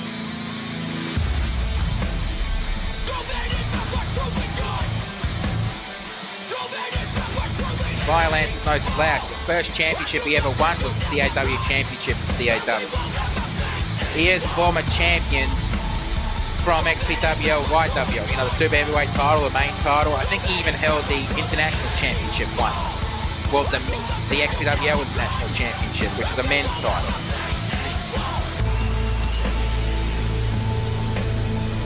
And I think half the crowd are behind them, but you're about to hear the roof go off because the next entrant is from this neck of the woods. And introducing the final competitor in this match. He is from the equestrian outback, now making his home in Ponyville. This is the CAW World Heavyweight Champion, CAW Thunder. I honestly hope you was able to hear me because the roar of this crowd is fucking epic right now. Stone Cold True Blue defending a championship in front of pretty much his home country. And that roar, oh, it's next level. I mean, I experienced earlier tonight. You cannot ever describe the experience of hearing your own home crowd roar approval for you. Alright, now let's get to the Triple Threat Championship ceremony. After a better look at the championship belt that Stone Cold True Blue modified after winning the title. Okay, and throw the belt up in the air, it's on the line. Okay, Vangelico is ready, Violence is ready, and Stone Cold True Blue is ready. Right, ref, ring that bell, let's do this. And oh, big spear to start the match off already. I think he wants to take out Blue because he wants Violence all to himself. But then again, Violence has never actually defeated Stone Cold True Blue in any kind of match. Oh, hard clothesline. Blue's definitely no stranger to that one. And, whoa, ran into a brick wall and the brick wall didn't even budge. Elbow strike. And shot to the jaw. Core and kick to the midsection. Clothesline. Club to the back. And, well, Blue's really tackled. Oh, fucking hell, he's going after Violence, but Vangelico just said, fuck off, he's mine. Suplex, going into a pinfall. One. And kick out on one. Now, remember the rules of the Triple Threat 2 Falls match are as follows. There are no countouts, no disqualifications. All decisions have to be in the ring, and, well, to win the match, you have to simply win twice. It doesn't matter what combination you do it. You can get a victory over one man. You can get 2 victories over one man. You can get a victory, one of each. You just have to win twice, basically. And Stone Cold True Blue with a powerbomb and picks up Vangelico. And whoop, cuts off the suplex and snap suplex. And Blue rolling out of the ring to catch a breather. And oh, high angle German suplex. Stomp missed, and Irish whip to the turnbuckles, and body splash. I know this is not elimination rules. And gut wrench powerbomb. Picks him up, and oh, it looks like he's going for a choke slam, but Blue cuts him right off. Reverse DDT. And Violence just watching and stun. And Blue just realised Violence still in the ring. Well, going for a belly to belly, but ended up eating a bell ring. And looks like, oh, he was trying to set up for the backpack stunner, but Violence cut him off. Hard clothesline. Oh, Vangelico didn't feel that, but Violence sure as hell felt that spear, going straight for the pinfall. And Blue was in the way of the referee. One. Man, maybe if the Blue didn't trip the referee over, maybe the first fall would have gone to Vangelico. And overhead punch. And going straight for the pinfall. One. Kick out. And Blue picks up Violence and kick to the midsection. And here comes the neck. Oh, reverse the neck breaker. Club to the back. And now Violence just simply dragging Blue to the ropes. Rests them on the ropes. And whoa, whoa, whoa, you better not be Oh, no, he's not. Okay, drapes him on the top rope. Whoa. Well, Vangelico cut him right off. And Blue going to the ropes. He's just trying to catch his breath a little bit. Shoved off. It looks like he was planning to do a clothesline on Violence. Well, caught and nope. Well, he didn't catch all of that one, but caught some of it. And now going for the Kimura lock. Is Violence going to tap out? No. Shot to the ribs. Second shot to the ribs. Overhead punch.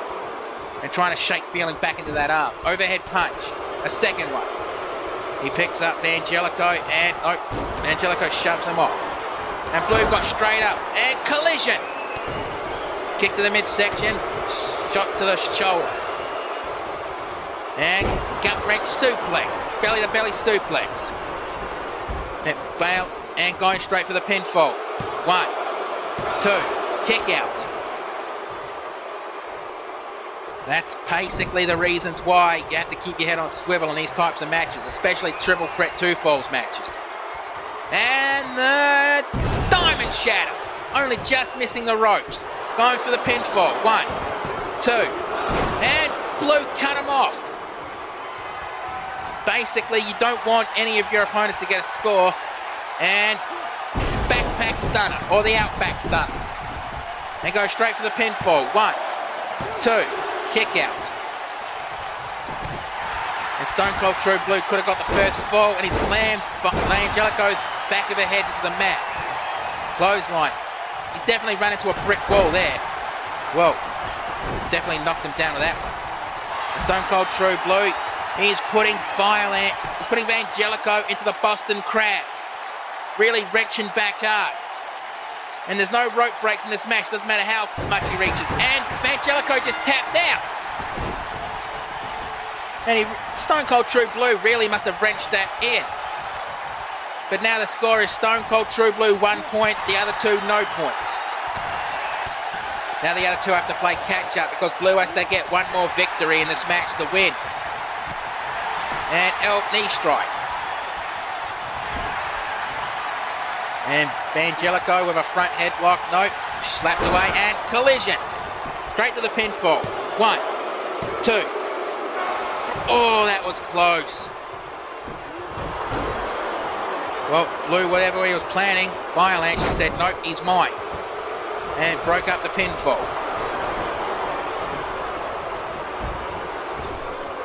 What the hell? Well, that was a fucking camera trick and a half, or a glitch. And he's gone straight for the pinfall. 1. And kick out on 1. Well, Blue would not let that one slide. And going straight to the nerve hole. And he's really wrenching on, really trying to wear down Stone Cold True Blue. Slams him down into the mat. Picks him up. No, shoulder tackle. Ironically, Blue is the smallest one in this match. And, oh, that was an awkward landing. And Blue definitely wanted to do the outback stunner on Violence. And, oh, Vangelico cut him off. Clothesline, second clothesline. Ducked and leaping clothesline. Now he's concentrating on Vangelico again. Oh, big boot as he was trying to run to him. And now Vangelico is measuring up Stone Cold True Blue. And here comes the Diamond Shatter. Oh, really nails it down. And going straight to the pinfall. 1, 2. Oh, that was close. Fucking hell. And Violence got back into the ring. And now Vangelico and Violence going right after each other again. And he's putting him into the Tree of Woe. Kick to the chest and Violence just dropped down. Vangelico was trying to pick who do I go after. Short arm clothesline. He probably should have gone after Blue. Because now Vangelico is rolling out of the ring to catch a breather. Elbow strike, back elbow strike, and raising knee strike. Headbutt. And Stone Cold True Blue with an Irish whip to the turnbuckles. Oh, missed that one. And knee strike. Kick to the face, second kick to the face. And Violence is basically screaming at Stone Cold True Blue to get up on your feet. And round and around and around he goes. Where he stops, only Violence knows. And soon, so will we. right there. And Violence gone for the pinfall, but Vangelico cuts him off. It's obvious Vangelico doesn't want Violence to get a point. Reversed again, and shot to the ribs, uppercut, and shot to the jaw. And, that was a hell of a fucking toss. Stone Cold True Blue finally waking up. He's gone for the pinfall, and Vangelico cut him off. And now Stone Cold True Blue has gone for the $1 million dream. Side Russian leg sweep. And goes for the pinfall. 1, 2, kick out. And picks him up. And what's he going to do? And on the shoulders. He's taking him to... Oh, the out back stunner. Nails it. This could be Blue's chance to win the match if he can get the cover. Yeah, he's got the cover now. 1, 2. Britt. No, that was really fucking close. Knee, right, and a knee struck to the ribs. That looks like we've gone for a collision, but ends up eating a Uranug or the rock bottom, it looks like. 1, 2, kick out. And Vangelico picks up Violence. Looks like he wants to do the diamond shatter on Violence. And nails it. And he just realised Blue was still standing. Look, clothesline pinfall. 1, 2, kick out. And I honestly believe that Stone Cold True Blue is definitely a master of triple threat matches. And big spear. And now he goes straight after Violence. And puts him onto the top rope and drops him down. Kick to the midsection, then dropped. And goes straight to the pinfall. 1, 2, kick out. And a shot to the knee. He picks him up and, missed that one. Kick to the midsection. Slap to the face and constantly getting at him. Knee elbow strike. Drops him down and the shot to the chest. And now Stone Cold True Blue is measuring up Vangelico. And I guess, Vangelico cuts him off with a couple of elbow strikes to the jaw or the temple. And going for the Kimura lock. And Violence cut him right off. Probably saved Blue from a painful fate. And he's gone for his own diamond shatter. Nails it. And goes for the pinfall. 1, 2, kick out. And Stone Cold True Blue was trying to crawl over to get a pinfall, but short arm clothesline. Shot to the jaw on the ropes. And drapes him onto the middle rope and guillotined on the middle rope. And the collision. Slams his arm into the mat. And goes straight for the pinfall. 1, 2, kick out. And Violence not showing any kind of frustration. I think he felt that was coming. And goes right for the nerve hold one more time. And, and not shot to the ribs. Shot to the, and I think Violence has been busted open. He's dragging Violence to the ropes and tosses him over the top rope onto the floor. And he just gave Violence the middle finger salute. And elbow strike to the top of his head. And he goes straight for Vangelico and attempted stun. Shot to the jaw and shot to the jaw again. Well, he just did a wild punch. He must have thought he saw 2 of Vangelico. And I think seeing 1 of Vangelico is bad enough. Don't you dare come after me again. And slams his head into the hardest part of the ring mat. And spear. Remember, there are no countouts and no disqualifications, but the decisions have to be in the ring. And now he's measuring up Violence. And he's about to do the diamond shatter on the thin mats. Fucking hell. And spear on Stone Cold True Blue. And he picks him up. And, hard shot to the jaw. Picks him up. Reverse kick to the back of the knee. And Violence starting to wake up. The stunner! And Blue just noticed Violence getting up and hits him with a neck break. He picks him right back up. And another neck breaker. Slap to the jaw. Now last time, or not one time, but the second time Blue and Violence battled each other in an XPWL event, those two actually injured each other so badly they both missed months of action. And I think Blue and Violence have actually said that they don't want to go one-on-one against each other anymore because of the violence they did against each other. But then they have battled several times again like they are tonight. And Vangelico with another diamond shatter. Oh, I think the back of Violence's head hit the ring mat. Oh, fucking hell, that was really painful. And Irish whip back into the ring. Followed quickly by Stone Cold True Blue. And Irish whip to the turnbuckle. How is Violence still moving? And I think Blue just got busted open. Gone for the pinfall. 1, 2, kick out. And Blue wants to roll out of the ring to catch a breather, which he does. And shot to the ribs. And collision. Goes for the pinfall. 1, 2, kick out. Fucking hell, what the hell are these three guys made of? Not even allowing one of these two to get 1 point in this match. And here comes, back elbow strike, the second back elbow strike. Well, no choke slam for you. And hard closing. And elbow strike, a second elbow strike, and a third elbow strike. Elbow strike again, back, another one, and shot to the ribs. And, hard shot to the temple. And gassed himself. But Vangelico will stop that one and headbutt. And going straight for the pinfall. 1, 2, kick out.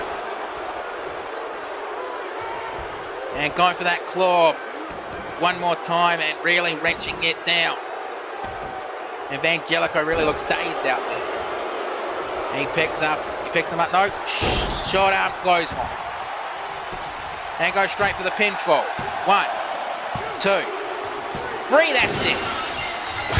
Oh, bloody hell. Vangelico and Violence didn't even get 1 point in this match.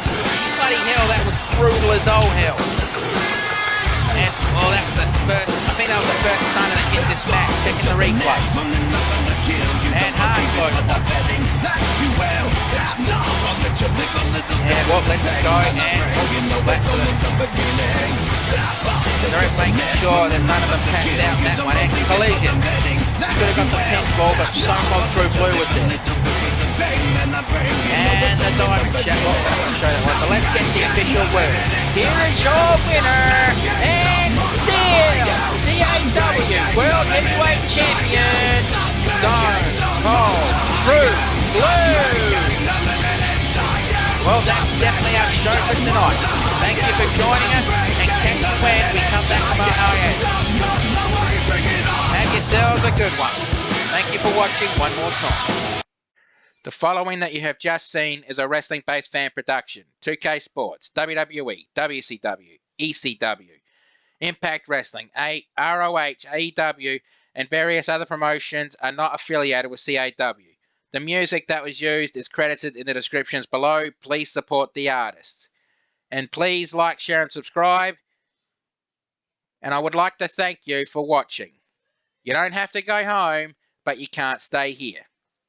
Be safe in the world, no matter where you happen to be. And see you next time when CAW comes off of hiatus for the first pay-per-view back.